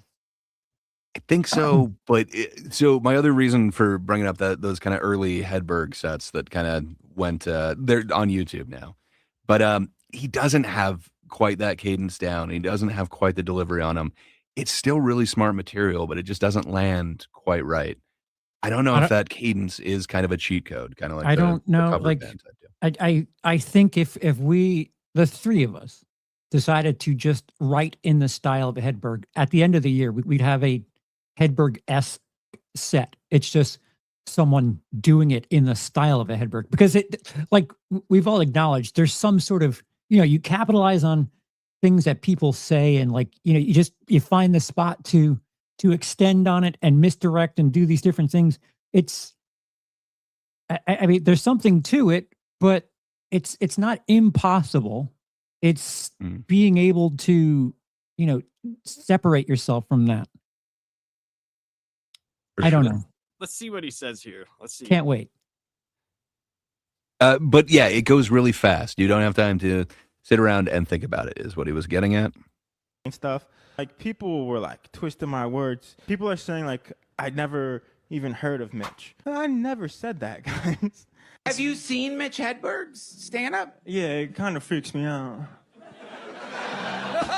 I said my biggest influence was Dimitri. Yeah. So I don't know. I guess maybe what I'm saying is maybe in the interview I should have just said like, yeah, he's one of my influences too. Wow. Okay. We've seen this guy before. So there's more to it, but that's kind of the explanation I got from a lot of his different things online. He also had a couple of two-camera, I think they were Instagram videos, but I didn't feel like grabbing those. But the gist of it was kind of, yeah, he should have said that he's an influence, but he stands by all the stuff that he said. And it's, everything's happening so fast, it's hard to think up there. That Big Natural podcast show is a comedy podcast? Yeah, they talk to people with natural talent. Oh. Yeah, I'm not too familiar with that one. I believe it is, a clever title for someone in that club. But yeah, so this is now a clip from not this Monday, so not yesterday, but last Monday, where a familiar face happened to make it back on to Kill Tony for the second time. Oh no. For on this show. I mean, here we go. Ladies and gentlemen, make some noise for what some people are calling a local legend. This is the return, I believe the second time ever, of Keegan Carmichael, everybody. God damn Here it. we go.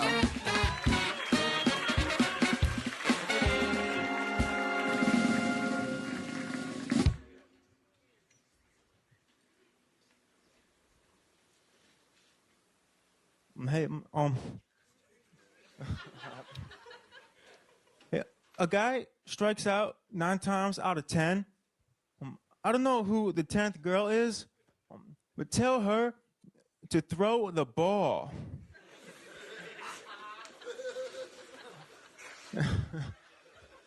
Hey, I was at the bakery. They were like, baked fresh daily. Yeah, me too. I wish I had a burrito restaurant because burritos roll. Free delivery if you live downhill. Oof. Oof. Like, Yeah. I don't. It's so different from his interview. He's obviously doing a bit.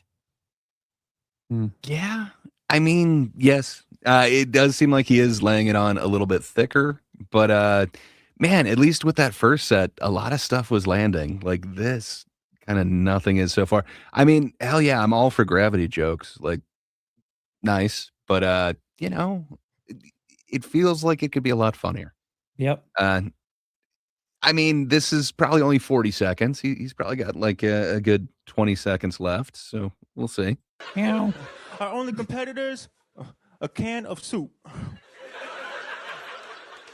Hey, I have a car. It's not push to start, but it is push to keep going. Yeah. Come on, guys, push. Oh, we just got passed by a burrito. Call back. Thank you. Keegan Carmichael.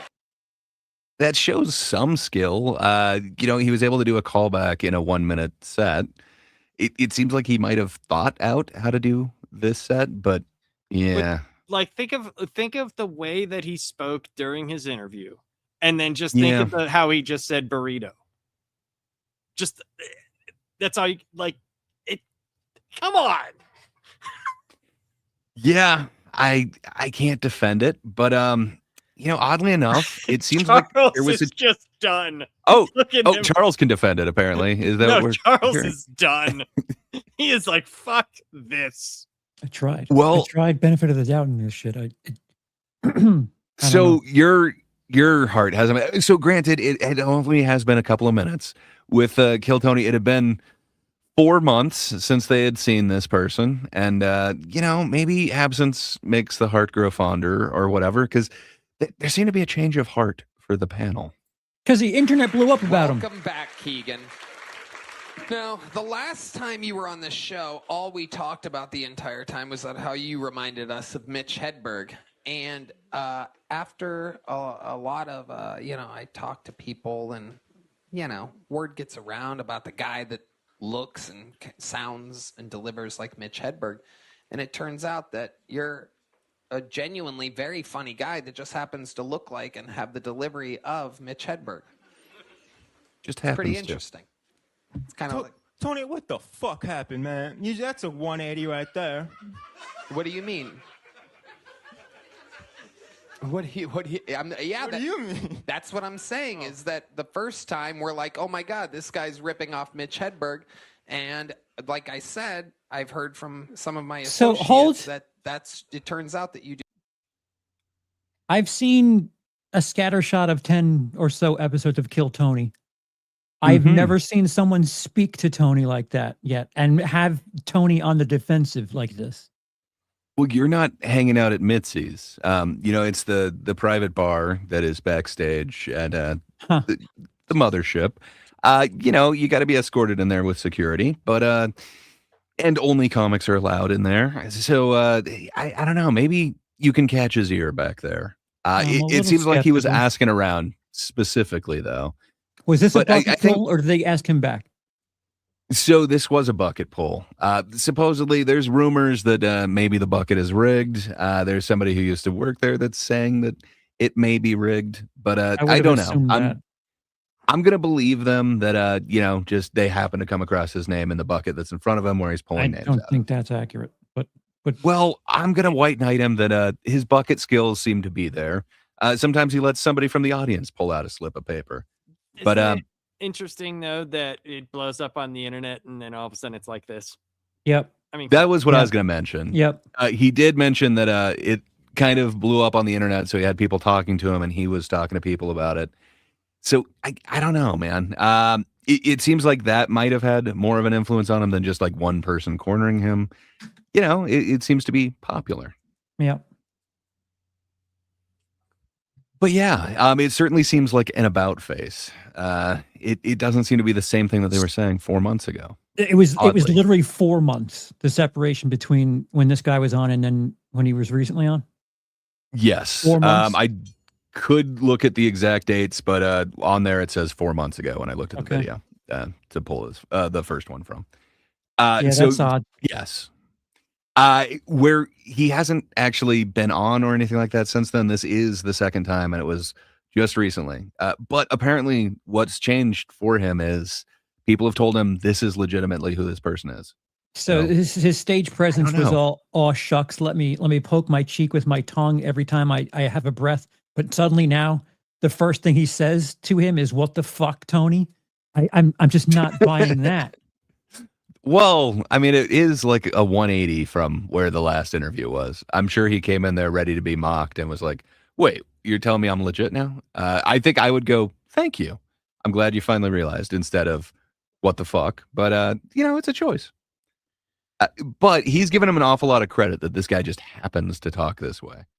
I don't think that can be the thing. He happened to have adopted the persona. So I appreciate you giving me a stand-up comedian that makes me feel the way the documentary Predators has made me feel. I'm of multiple minds right now, and I'm just not comfortable with how I biting my feel. tongue. I wanted to show you this guy for a while. There's another one, but I think you might have been exposed to him. But yeah, this seemed to be the most egregious. The other one, I was totally won over. So there's kind of a yin yang thing about a similar situation. But yeah, I don't know. It's very strange. I don't know what exactly changed for Tony, but it is a 180 situation. So I guess 1.4 million views changed for Tony. Yeah, right, right. Probably. Exactly what happened. Right. Well, I think he was in the middle of kind of explaining it, so let's let him explain. Do this every night, that you're a good writer. They've seen you do longer sets, and it's just who you are. Thank you, associates. This is what I mean. Ugh. He's a funny guy.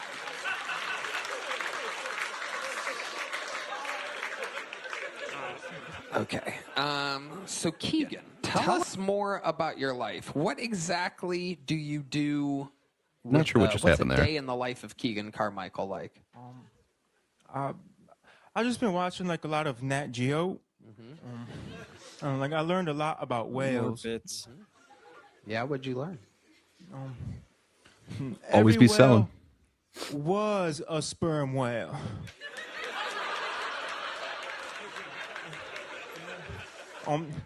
Then I watched an episode about kangaroos, and I learned a lot about kangaroos. Huh? What'd you learn about kangaroos? Like the mama kangaroo kept the baby in her pouch. The daddy kangaroo kept the baby in his sack.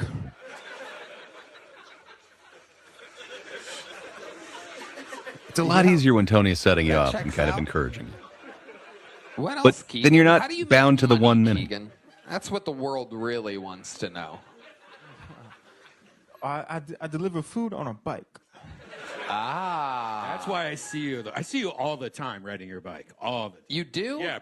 5 times since he's been on the show. Wow, you just see him like out on the streets riding his bike. Do you have like a basket on your bike? How do you do it? No, that cost $100, and that's fucking crazy. I hold it. Oh, that'll make more sense later. Anyways, you'll see what I mean. No, but it's cool. I delivered to Coach Sarkeesian this week. Oh, nice. Hell yeah, the head coach of the Texas Longhorns. What did he order? Mary's Cafe. Okay. Yeah. Yeah. What did he get?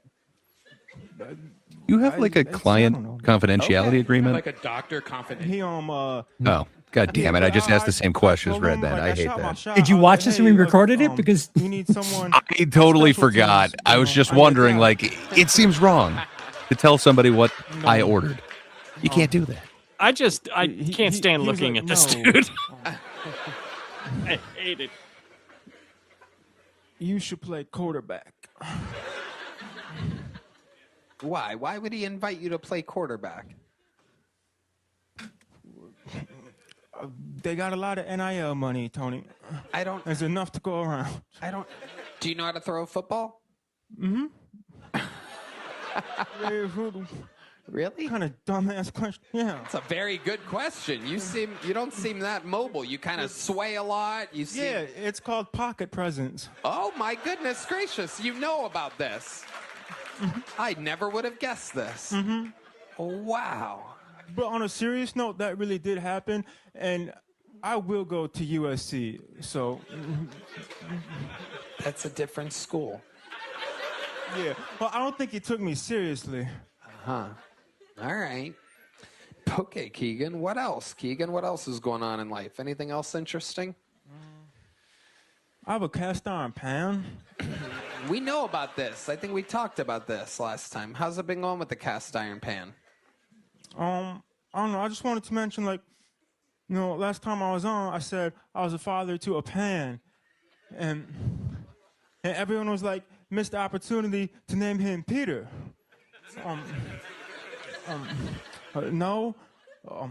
My pan's name is Glenn Fry, because he performs when the heat is on.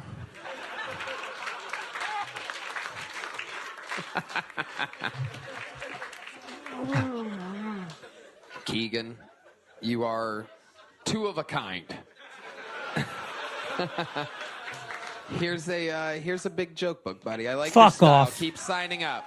So it went from little, He has a tiny little joke book athletic to big. prowess. He does know about pocket presence, and he did catch that joke book with great ease with his left hand. Underhand left-handed catch, one of the hardest ways to catch. Well, he a definitely joke has book. pocket presence. A little fun That's all fact of for you. Hedberg's jokes in his pocket. So, I mean, Troy points out every whale was a sperm whale is the same type of setup as every picture of you is, a younger version of you. Well, like that's what I'm saying. He there's a style to his like I said, a blueprint to writing his stuff. Like I said, you can, like I said, if we made it like our New Year's resolution was by December 30th, 2026, to have a 30-minute Mitch Hedberg set, we can do it.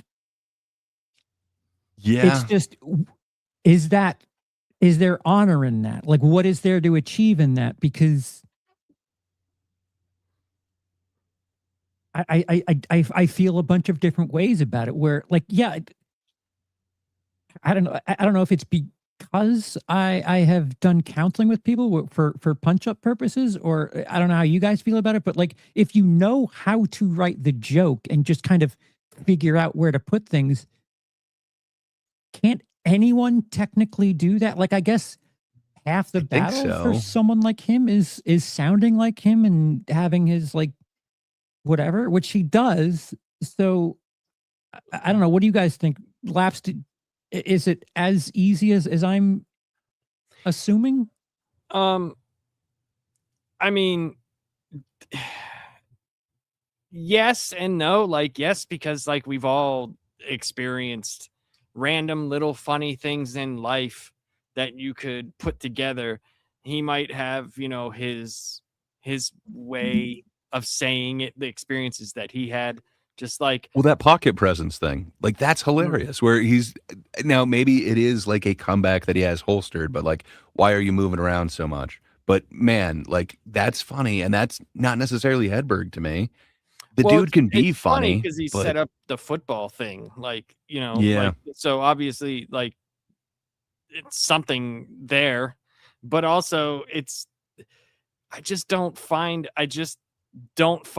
that that's too blatant for me. That's like way too on the nose. So- and then every question that he was asked, why couldn't he talk like he did in the interview? It's because he's sticking to his bit. That's the problem. Like, Well, you could have easily wouldn't just you want answered the to- questions. You could have. True, If but there's- if you're if there's going other- method, you but got to if there's always be other- selling. So that's another chance to get in 3 more of your jokes and prove you are literally this guy. You convinced me of that, man. But if there's also, yes, I've seen people like that 100%. But then it contrasted, right? Where he had the interview with that girl where he wasn't like that. He did not do that. He talked like a normal human being. So as normal as he is. So like whenever you have those type of things out there, right? That easily accessible. You found it. It was easy for you to find that, right? So then you blatantly do that where you're even like closing your eyes and looking away from the person who's talking.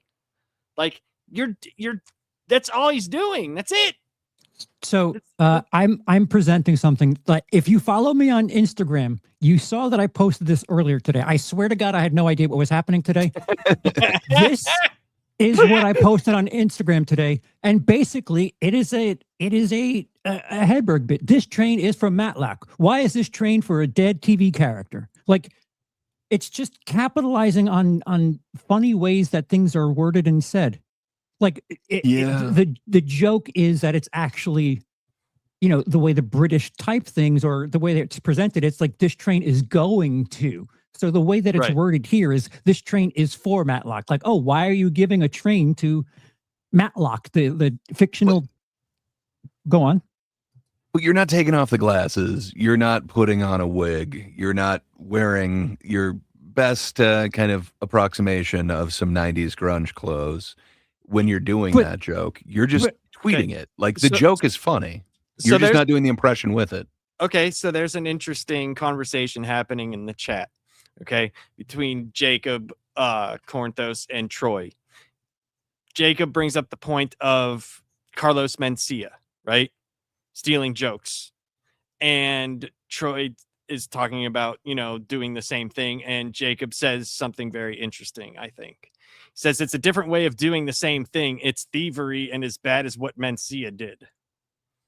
I don't disagree. So what do you feel? Because it's not straight taking the actual jokes. It is taking his, as Dane Cook, you know, accused dude of, he stole his essence. He stole it. And tried to make it his own, but couldn't even do that because he's telling the jokes in the same cadence, the same everything, the same literal everything. Oh, yeah. So, like I said, the picture that I took literally today, I never leave the house, and I took a fucking Mitch Hedberg joke today. The odd. Kind of like I was suggesting, it's something that a Mitch Hedberg fan would enjoy, but the fact that, you know, you can make that a Mitch Hedberg joke. You know, I didn't decide to talk like that and do his cadence, and like there's something to that. Like, why are you, you know, having that style is one thing, but having the delivery on top of it is, you've got to lean into it, and there has to be some sort of acknowledgement. Like, yeah, yeah. Well, especially when there's interviews out there of you not being like that. Yeah, I completely agree with all of that. Sorry about that. My dogs were barking and they would not stop. And Jaden says it exactly the thing I brought up. Jaden said, burrito. Yeah, burrito. Yeah, right? I 100% agree with you. But then what Justin, I hope his name is Gray because that would be based. But I'm guessing it's Gary. Or Gray. I do not know how to pronounce that, but I'm going to go with Gray because that would be base. But yeah, half of New York comedians are just doing a Dave Attell impression. Yes, and it wasn't localized to just there. Like almost everybody that I saw at open mics in like the early 2000s to maybe 2010s, they were all doing Attell impressions too. Based. Sorry for mispronouncing it. I should have recognized one of my own. Oh yeah, Justin Gray. Yeah, no, it's just weird. Like there's so many people that do that, but I'm not faulting them as, you're just ripping it off. It's just, man, is it easy to write a joke kind of in that voice. And it's so easy to hear that distinct voice. Same thing with like the Brian Regan thing that Bill Burr pointed out. If you're thinking of like one of those clean jokes, like, man, going to that Brian Regan voice, it's just so easy. Right. And there's doing that, but then there's this, what we just watched. For sure. Where it's like he took a fucking coloring book and just fucking colored in the lines and cut it out, and here it is. That was for sure. Awful.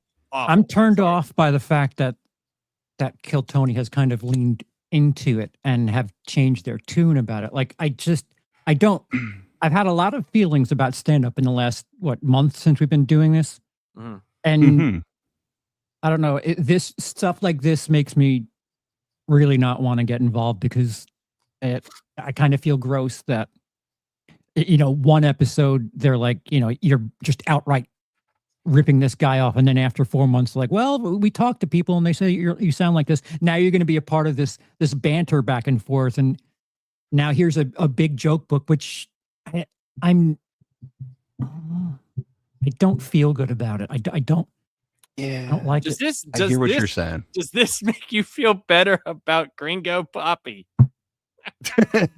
I mean, he's better than Gringo Poppy. I would watch a special of him over Schaub any day, but there's just something, I don't know. Tony mentioned it, like blasphemous. It just feels so wrong. Like it's unspoken. Did you watch the clip that I sent you guys of me saying fuck this 23 years ago in the same style and mirrored thing as Gringo Poppy? I didn't see that. I need to see this thing. I sent it in the Discord. I don't know if you're able to share it and play it with audio, but I don't know. So it's not exactly theft. There is it's kind of similar to this topic because if you have the visual aids for it, we both have a similar stage delivery with a certain line. And it was fascinating because... Are you saying he ripped off your essence? He stole your essence, Charles? I don't know if that's what I'm saying, but there's a lot of similarity to it. Like if I were a bigger deal and that set were something that I fleshed out a bit, especially considering like... I don't see it in here. Fuck. Wait, I can get it. Are you able to click on a YouTube link and have the audio play? I should be able to. I think it's a thing. Hold on.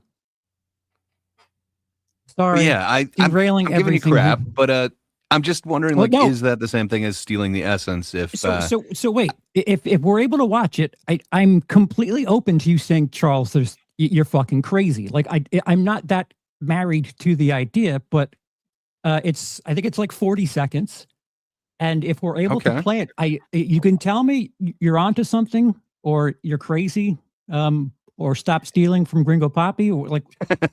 But you would be stealing from the future. He's stealing your essence. You have a timestamp. It's a tiny thing. It's not the material per se. It is just a specific movement with a specific delivery of fuck this. Okay, let me see. I just added share system audio. Give me a second. Oh boy. Oh no. All right, here we go. Christ. See if you can hear it. Let me know whenever it starts. Yeah. We can.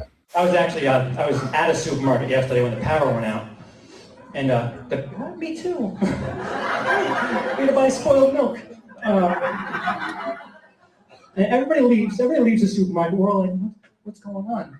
And there's a line of women inside Mandy's. They don't care if the power's on. They're going to buy their clothes. There's people would not buy groceries, but there's women waiting to buy clothes.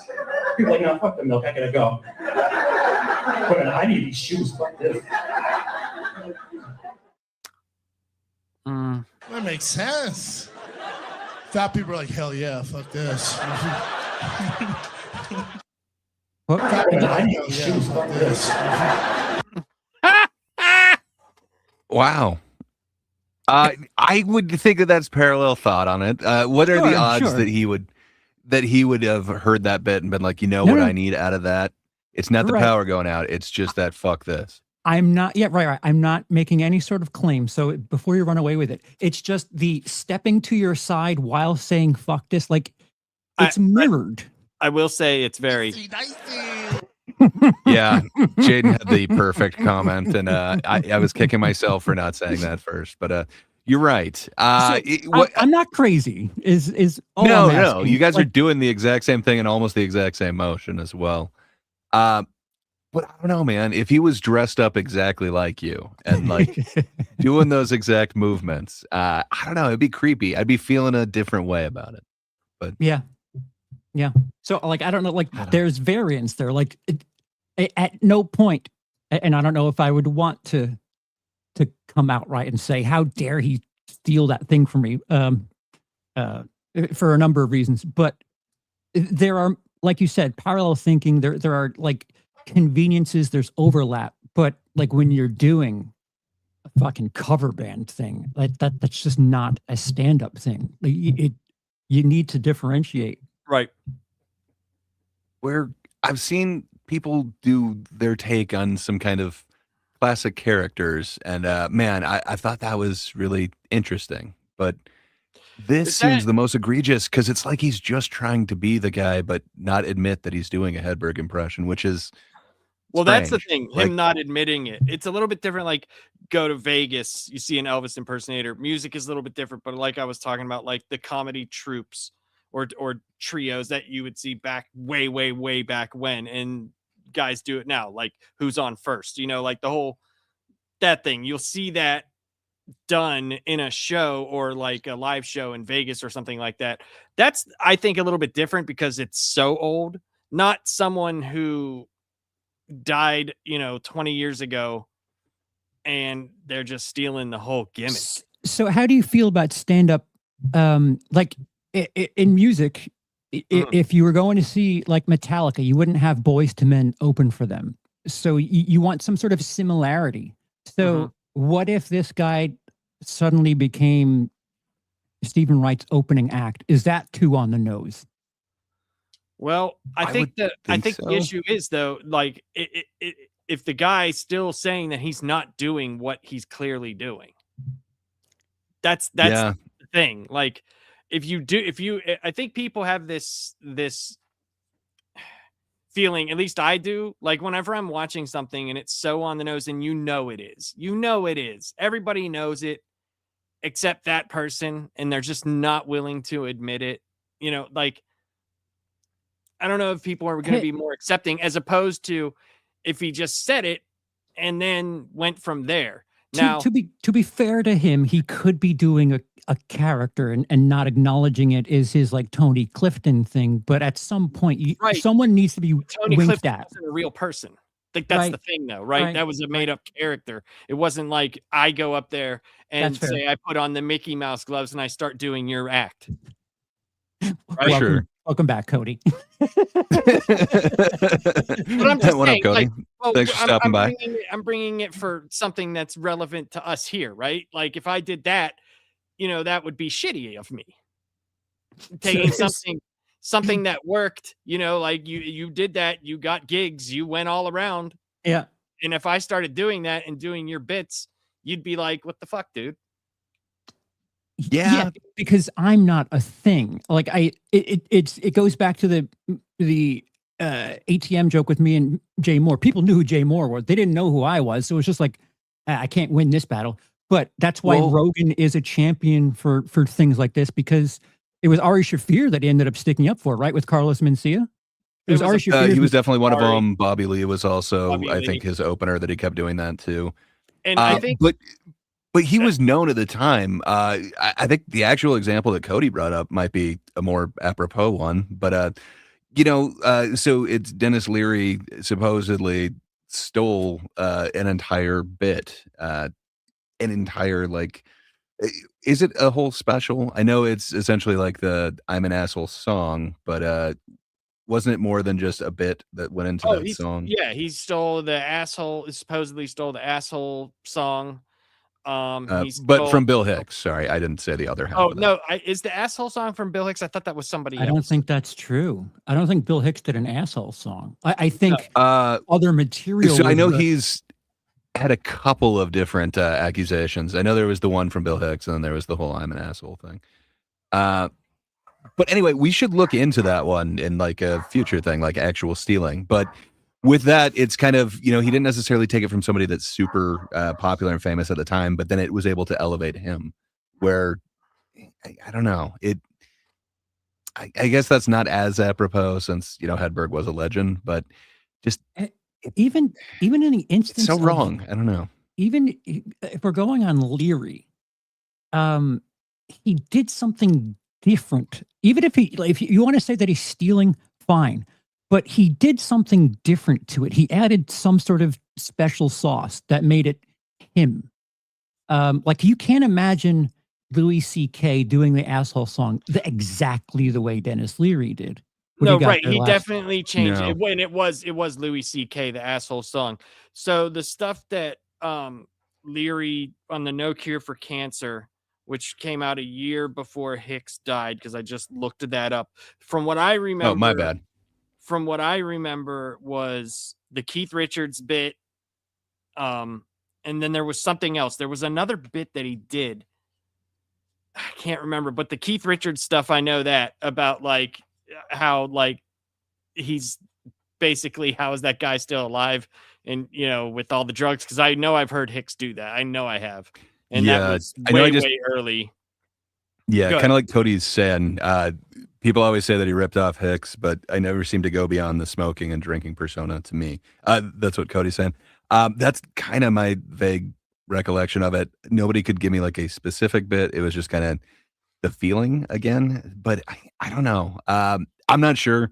I haven't looked into that specifically. Maybe we should. Something else. Good Men Dying Young, the freaking Jim Fix bit with the instructors. The When he was jogging, that's when. the yeah. Nice. You got Yul Brenner smoking and fucking every day. I think there are some behind the scenes deals that happen that sometimes, when both parties reach a certain popularity stage, something gets worked out behind the scenes, whether one person gets offered money or they work something out personally.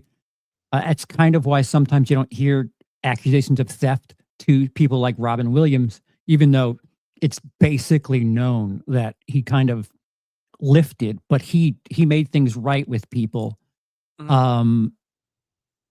It's hard to go on about it with Bill Hicks dead. And I again, if he did his material, he did add something to it. I never thought of Dennis Leary and Bill Hicks's stage presence as the same. A lot of people do jokes on a lot of Maybe. people. I don't know. I'd have to look back. There's a lot of jokes about airport security, and it's like, okay, Oh, who, for sure, for who sure, wrote for it? sure, Like, for there's sure. plenty of stuff that there's plenty of overlap on. And I mean, if you're a female comic, can you just joke about not sex? Is that possible to joke about anything but being a woman and dealing with men? Because it feels like every woman relax. wrote that joke. Like I have no, like, I think Leary does a lot of good stuff. Like his acting, I think there's a lot of good stuff that he did, Right.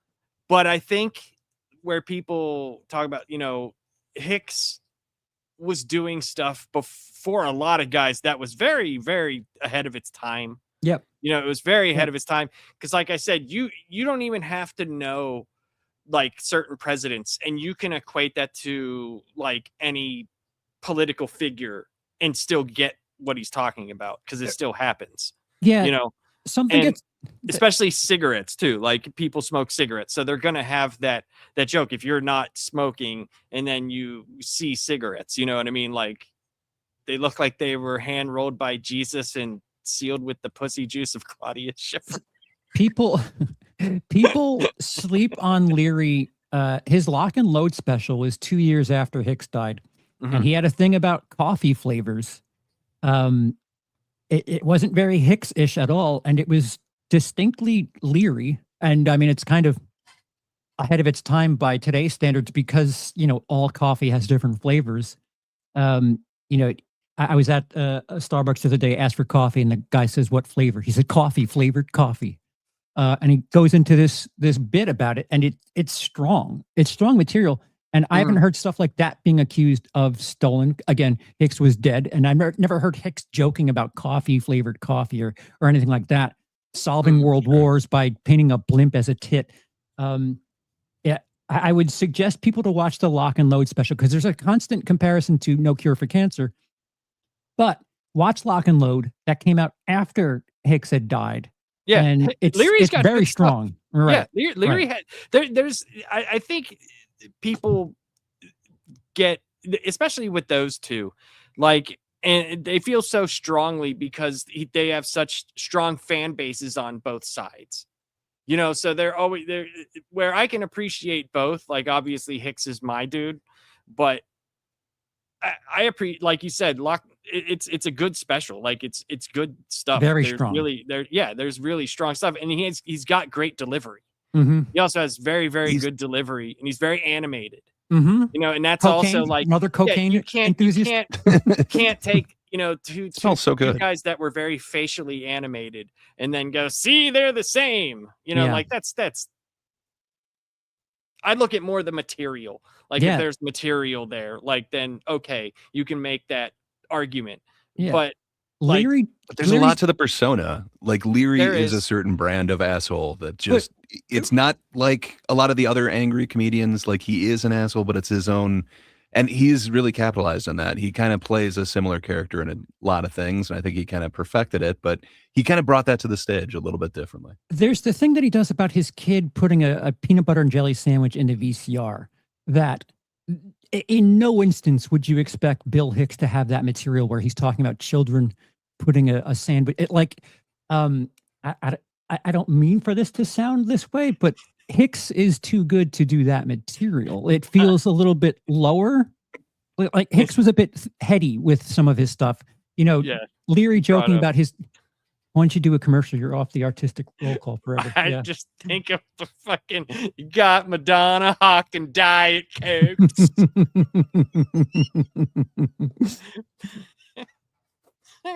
But yeah, you were saying? Go ahead. I don't think there's similarities, sure, but I think Leary, as far as stand-up, at the very least, developed his own personality, and as an actor, became something completely different. For sure.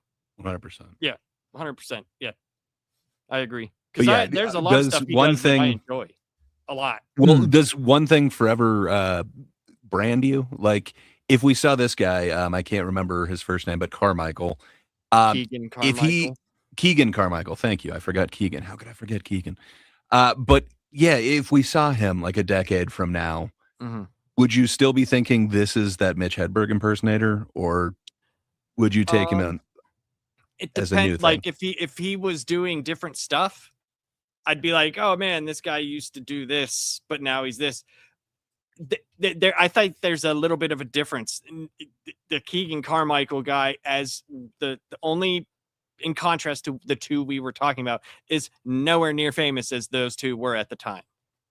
For sure, definitely not the same. But people that's a kind good of view question, Leary though. as that thing, as opposed to still, right. Lock and Load, or right.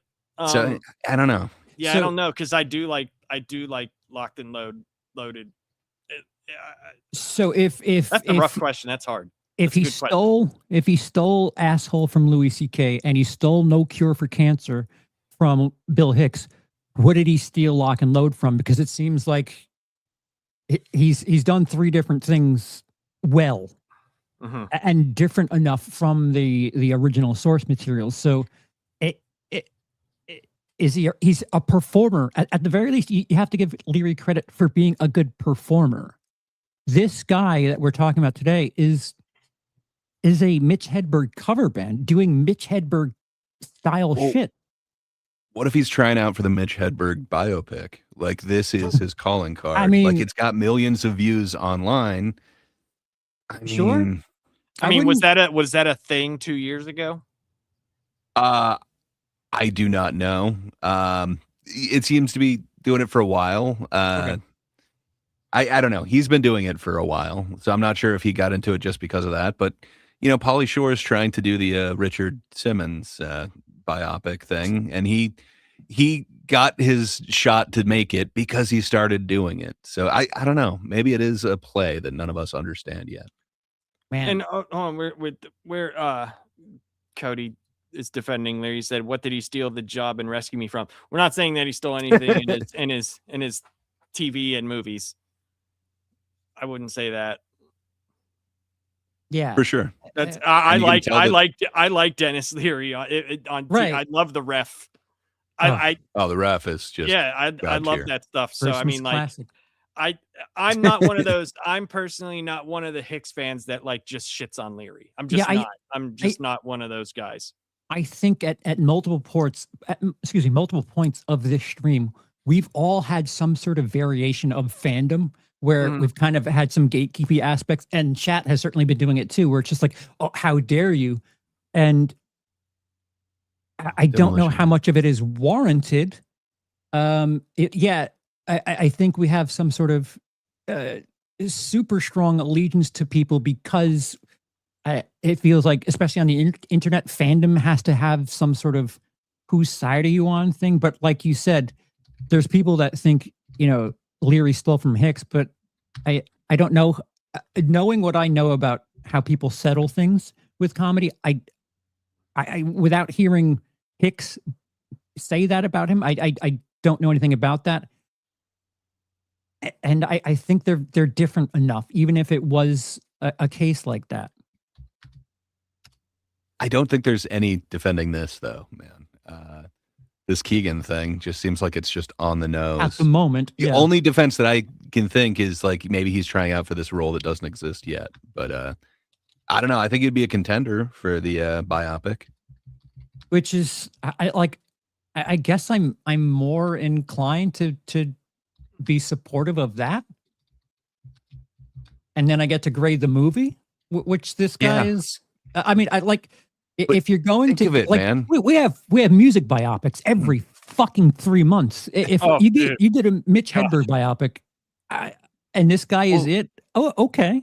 But think of it. He'd be the Daniel Day-Lewis of comedy drama biopic. Like, he lived as Hedberg for, upwards of 3 years. Yeah, just and it's to not play like this role that didn't like exist. Jim Carrey doing, Andy Kaufman. And it's funny. Did you ever hear Jerry Lawler talk about that? Yeah. Jerry Lawler was turned off by it. Yeah, he was like, I was very good friends with Andy Kaufman. And he said the way that Jim Carrey treated me on set, he was like, what a prick. That's gross. Right? Like, they made a documentary about it. It was like really kind of weird. Dude, when he was talking to Andy Kaufman's what was that? Dude, that was Hollywood bullshit in a nutshell. If there's anything that describes insanity Hollywood stuff, is fucking some girl's dead dad talking to him through Jim Carrey. Yeah. The fuck was that? The thought of a Hedberg biopic is vomit-inducing. Why? I mean, you would get this, but in feature length. I don't know, man. If we're not getting a Lane Staley biopic, I'll take a Mitch Hedberg one instead. Talk about Lane Staley one would be interesting. Who would they get to play like his last year? Because that guy looked. What the fuck? Yeah. Was that? There's something to be said. I mean, it's it's cliche to have a big star musician or whatever celebrity resort to heroin, but Mm. there's something of a blueprint for it. Why Yeah, can't they fun, man. capitalize on that? They were a fun band. Love them. Love them. See, we all do it. Mhm. You remember when? Yeah. Well, yeah. I guess we're just leaving the question out there. I don't know. Any final thoughts? I kind of feel like we covered it. So this is as recent as 2 weeks ago then, huh? Yes, sir. Yeah, he's back and still at it. It sounds like it's now 2+ years of doing this. So, yeah, man, he's a thing in Austin. You can catch him. He's got a podcast and Instagram stories and stuff. If you want to keep up with him. I think this one's hard because like if we do go into like joke thievery and stuff like that, it would be a different show. But this was just, I mean, this is beyond any okay. This is beyond anything I've ever seen with someone being so socially unaware. It seems egregious. Or on purpose. So either one, you're just completely clueless, right? Or you're just a liar. There's no other options at this point. You know what I mean? Like there just isn't. So yeah. Yeah, Jaden says Kill Tony is becoming American Idol. I would like to see very old Kill Tony because I've had suspicions about it feeling a little processed. Yes, we are, Rosales. We're talking about the son of Mitch Hedberg, unfortunately. He is a lost, perhaps love child of Hedberg, but man, does he have the persona and cadence down. Yeah. It's it just feels egregious, man. But you're not, sorry, Jaden's previous one about it becoming American Idol, he's not wrong. They have parlayed a couple of their people into America's Got Talent. I think they're still working on getting them to sing, but every once in a while they do a musical thing. And I will say this, like, I didn't know it was more than 10 years old, but I've known about it for about a decade. And I will give it credit for, there are a lot of comedians that have come out of there, that have spun out and are doing their own thing. Like we talked about, comedy is so much different now that there's the internet, you're not working the same way as like, kind of like how me and Charles kind of feel about comedy, how they used to, you worked this way, then you got here, then you got here, then you got your Letterman or you got your Leno, then you got your pilot, and then it's just a completely different world. You know what I mean? Yeah. It's and no, like just learning this stuff from Gray, it's very, so I have to like pivot my opinion on how it's done, right, and how they come up, because it is like everything he's told me. Every time I watch something, I'm like, this is different, and it is different. And like seeing YouTube specials that are produced just as well, not Gringo Poppy, but seeing YouTube specials produced just as well as like any 90s or 80s special that I would see is very interesting. And technology's advanced though, like it's 100%, but still on a free platform where they can market themselves as opposed to getting behind a single promotion. What are you talking about? They keep getting canceled. They can't find work, even though they can post a complete special on YouTube, and I'm just they saying, can't there's make some money. really That whole good thing- YouTube specials. That whole thing is gone by the wayside, in my opinion. The people that keep harping on that are the people that are gonna still be harping on stuff 5 more years down the road when it's not even a thing. They While just wanna selling out complain arenas. while Yeah. selling out arenas. Yeah, exactly. So I know it seemed like some of the comedians that you support might be on that list or something like that, as we established from the beginning of the Probably. show. Probably because you gave me a shit list. I don't know what you're talking about. You pigeonholed me with all the people that I don't like. It was your choice, sir. Everybody got choices, as the great E40 once said. I was bamboozled. But to what Laps was talking about, I like, I don't know, I'm an old school or a purist. I think the idea of having a viral 40-second bit of stage time is bullshit. Like, oh yeah, you've got this 40-second bit that's got 2 million views on TikTok or whatever. Like, that's not. Yeah, I could probably finesse one of my better jokes and really try at connecting to the algorithm, but that's it was always about having a tight 10. Not a fucking viral 40. But I don't you know. don't I even feel need the old. viral 40.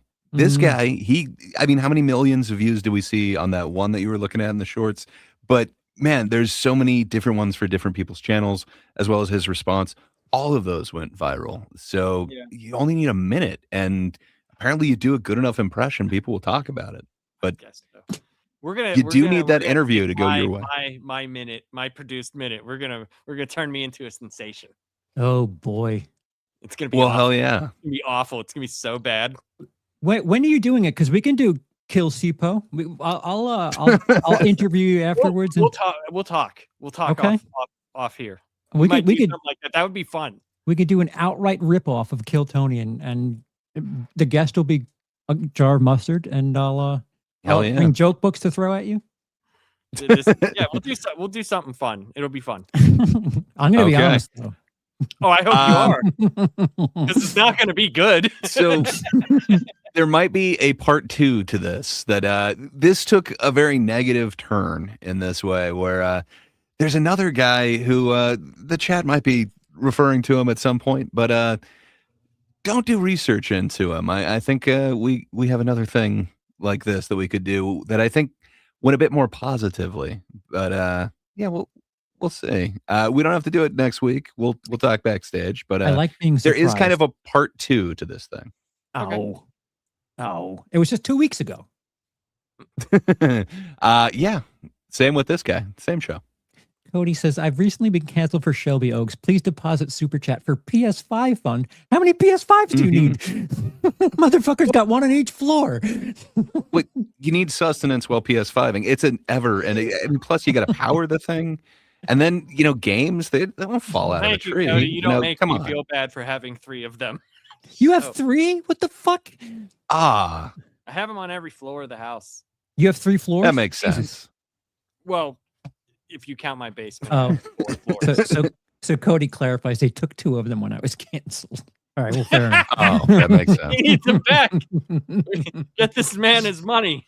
This is part of the reading words and not hearing tone. One is built into the PC I have. So built in? What? That's yeah, insane. it has a PS5 and an Xbox Series X built into it.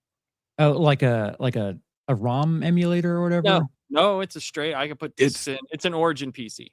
What? Yeah. And That's on the back, insane.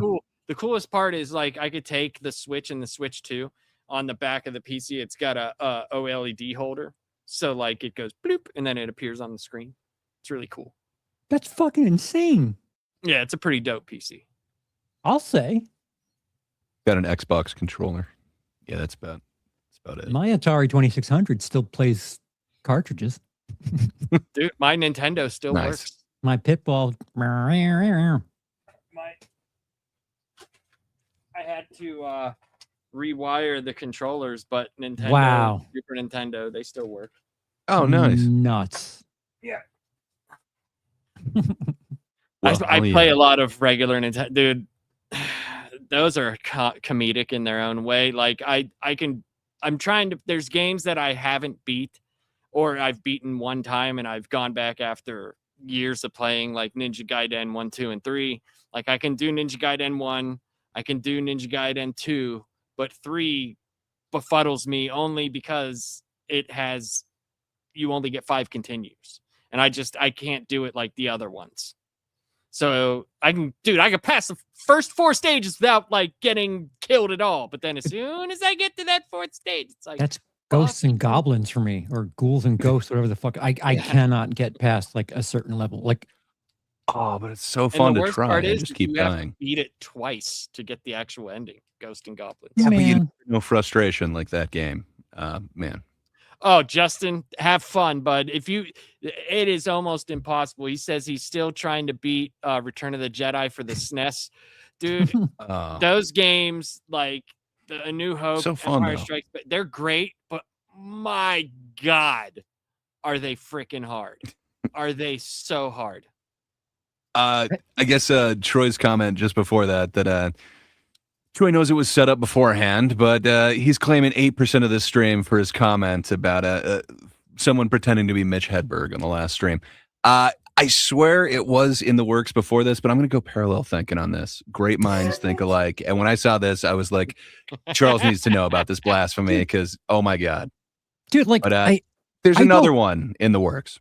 I don't leave the house, and I was on a train today, and I literally took a Mitch Hedberg picture. Like, I swear to you, for those of you who are watching, I did not know what was happening tonight as far as the episode's concerned.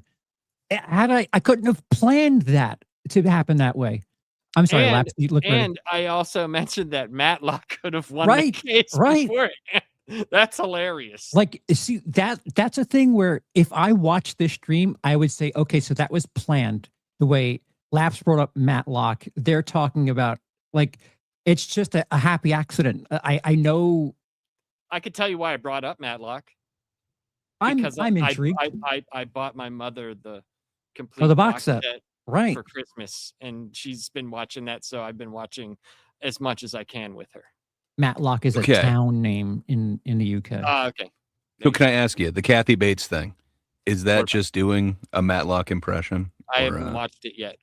I just honestly, I have not seen it yet. But yeah, it's just funny how there are times where happy accidents work out like that. But And I'll tell you why I'm buying all of those things. Go ahead, Charles. Finish what you were saying. I'm sorry. no, I just so this is why I'm trying my best, because we've all had some sort of moment of, defending, the legend of people that we love so much. So I'm trying my best to leave an opening for there to be some sort of miscommunication here. It doesn't seem like it, but we do get really defensive of people, especially if they're not around anymore. That's true. That is true. But I don't like how I feel about what Kill Tony did in this. I don't either. I don't like how they were like against him, and then it blew up, and they were like, here, we'll even set him up some jokes. Yeah, you're big enough. You don't need that. Yeah, so I'm buying my mother all of I'm trying to find out what shows she likes, because she doesn't watch anything new, right? So I'm trying to buy all the box sets so I can get her to get rid of cable. Oh, wow. Yeah. Oh, Yeah. wow. Because Cut the cord, man. well, here's the You thing. can do this. Well, it's what she likes, but you know who pays for the cable? You do. So I'm hoping that I can find all the old shows, and I've got about 6 of them. I bought about 6 box sets so far. I think it was the old Perry Masons, the black and white ones, which was hilarious when my dad, like when he was still alive, we need to get a new television, this one. So I bought a 4K TV, all the stuff, and the first thing he turns on is fucking black and white John Wayne from like 1920. Yeah, but you can see it so clearly. Rabbit ears. I don't know. And I got, what did I get? Magnum PI with Tom Selleck. The Stag. Murder, She Wrote. The Night Matlock. Court. Matlock. Cheers. I did buy Cheers. Cheers is one of my favorite shows ever. Cagney and Lacey. No. Hill Street Blues. Trying to think. What was the other one? One of them might have been the Rockford Files. I have 21 Jump Street. I have that. Might have box been set. that. I can't remember. There was another one. There were 6 of them so far. So The A-Team. Knight Rider. my brother loves the A-Team. He loves that show. I like the movie. I'm preventing myself from rewatching the old shit because old television is old television. People think that television from the 80s will feel like television from the 2010s. That is not accurate. Oh no, it doesn't. There's still some that like the story holds up. Yeah. But the way it's filmed and the way it looks, you can even on like Blu-ray, or if it's been done. The only things that don't is like the old movies, since they still have the actual film and it's transferred over to 4K and Blu-ray, it still feels like an old movie, but it feels Looks like fantastic. it looks Yeah. fantastic, especially black and white. It Mhm. looks great, dude. Like I got the Universal Monster Box collection in Blu-ray. Man, does that look great. It looks fantastic, man. Love it. So we've talked about music, games, and hey, we didn't mention the Golden Girls, though. As long as we're talking about all of this, hell yeah. Shout out to Adam in the chat. Golden Girls are the shit. But yeah, I guess what we haven't talked about is what we'll be doing the rest of the week. Any of you guys, Charles, what's going on your channel for the rest of the week? A bunch of year-end stuff, mostly based on films and stuff. Based? Yeah, we'll see. It's going to squeeze in a couple more movies before the end of the year. Like, I don't know. Like, you guys wouldn't know if I watched a bunch of movies on the 2nd and said it was part of my calendar year. Like, I could cheat. I'll just lie to you people. It's not cheating. All right, I appreciate that. But yeah, just squeezing in a couple of things for the year-end stuff. I don't know. Maybe for the sake of this show, I'll rank the stand-up specials I've seen this year, but none of them have been new. So, oh, you saw some. You saw Sarah Squirms. That was brand spanking new. You saw it the weekend it came out. So the one brand new thing I saw is both the best and worst thing I've seen in this year. Relax. It's okay, Charles. Man. It'll be just fine. Yeah, I don't know. Lapsed? Well, Lapsed, what you got going on, sir? I am last panel on Friday. We'll be just doing our best and worst of the year. Like, no real set. It's like not. It's just what you think in whatever category you bring to the table, whether you talk about movies or whatever. And hopefully people have seen things because, I haven't. I really don't do much. But I did see some movies this year that were not superhero movies. So I got those. And yeah, we'll just talk just a big, best and worst of the 2025. Oh, yeah. That's what I got going the rest of the week. And then Monday, me and Lunchbox Warren will be reviewing DC KO #2, which has been a lot of fun, which has been actually a lot of fun. So we've been reviewing comics on Monday. I had a poll in my chat asking if doing someone's cadence is considered stealing. And out of 20 votes, 65% said yes. Ooh. Yeah. All right. I mean, can't argue with the chat and the polls. Numbers I are don't want numbers. to argue with the chat. That is what they said, and they have decided. So let's not steal anyone's personas for this show anyway. Maybe the next one. But yeah, if you can't get enough of this and you want more year-end review stuff, you can also stop by the Thinkers on Thursday night. So it's an international panel, except for this time, one of our international guests isn't going to be joining. The lovely That Darn Kidda is not joining us this week. So it's only on the Thinkers doing a Think channel, which I have a thing for that. You could have me substitute, and I could talk like this, and I could say things, Perfect. And but yeah, it's YouTube at Thinkers Doing a Think. Come on over on Thursday. We're going to be going through kind of an international panel's choices on their favorite entertainment of the year, but also why cinema seems to be kind of dying, as suggested by the lovely and talented Charles here beside me. So he better be there because it's his idea that's getting through on this. But yeah, come and join us on perhaps a light think this week. And then come back. Oh, yes, sir. And we're doing a dry run on a future show business episode is essentially what it is. Yeah, I love that you were described as the lovely and talented. Indeed. You can't get any better than that. Oh, I could. But if you want to get even more of that, come back to this very channel, this very place. It is, at YouTube at The Last Panel 1, where you could see our choices, the regular panel. Maybe or maybe not Charles will be there, but it's again, our favorite things of the year so far. So, yeah, come and stop by and see that. But yeah, if nothing else, next Tuesday, I'm sure we'll all have our favorite comedy specials of the year. Comedy. And to those of you who are on Willis Media, to those of you who are interacting with the chat and everything, I appreciate it. Thank you. Let me know how you would feel about a channel exclusive green room where you'd either be before the episode proper starts or after the episode proper ends. That is sort of exclusive for you guys, but you have to tell me in the comments section, not in the chat, if you would be interested in that. So, and click like and subscribe and all that other stuff. Oh, well, he's sorry for stepping on that. Of course, do that.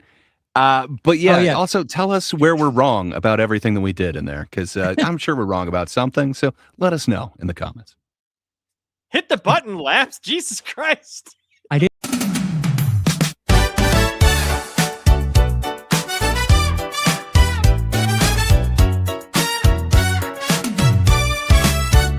It's the night of the night's a time for laughter. We have the guys to fill a buster, even though one of them is a jar of mustard. Thank God it's Tuesday. We take a look at comedians, and Charles used to be one. We have a lot to say about comedy. Can you believe Gray is a jar of mustard? And then there's Lapsed. What does he do? And why is here? Thank God it's Tuesday.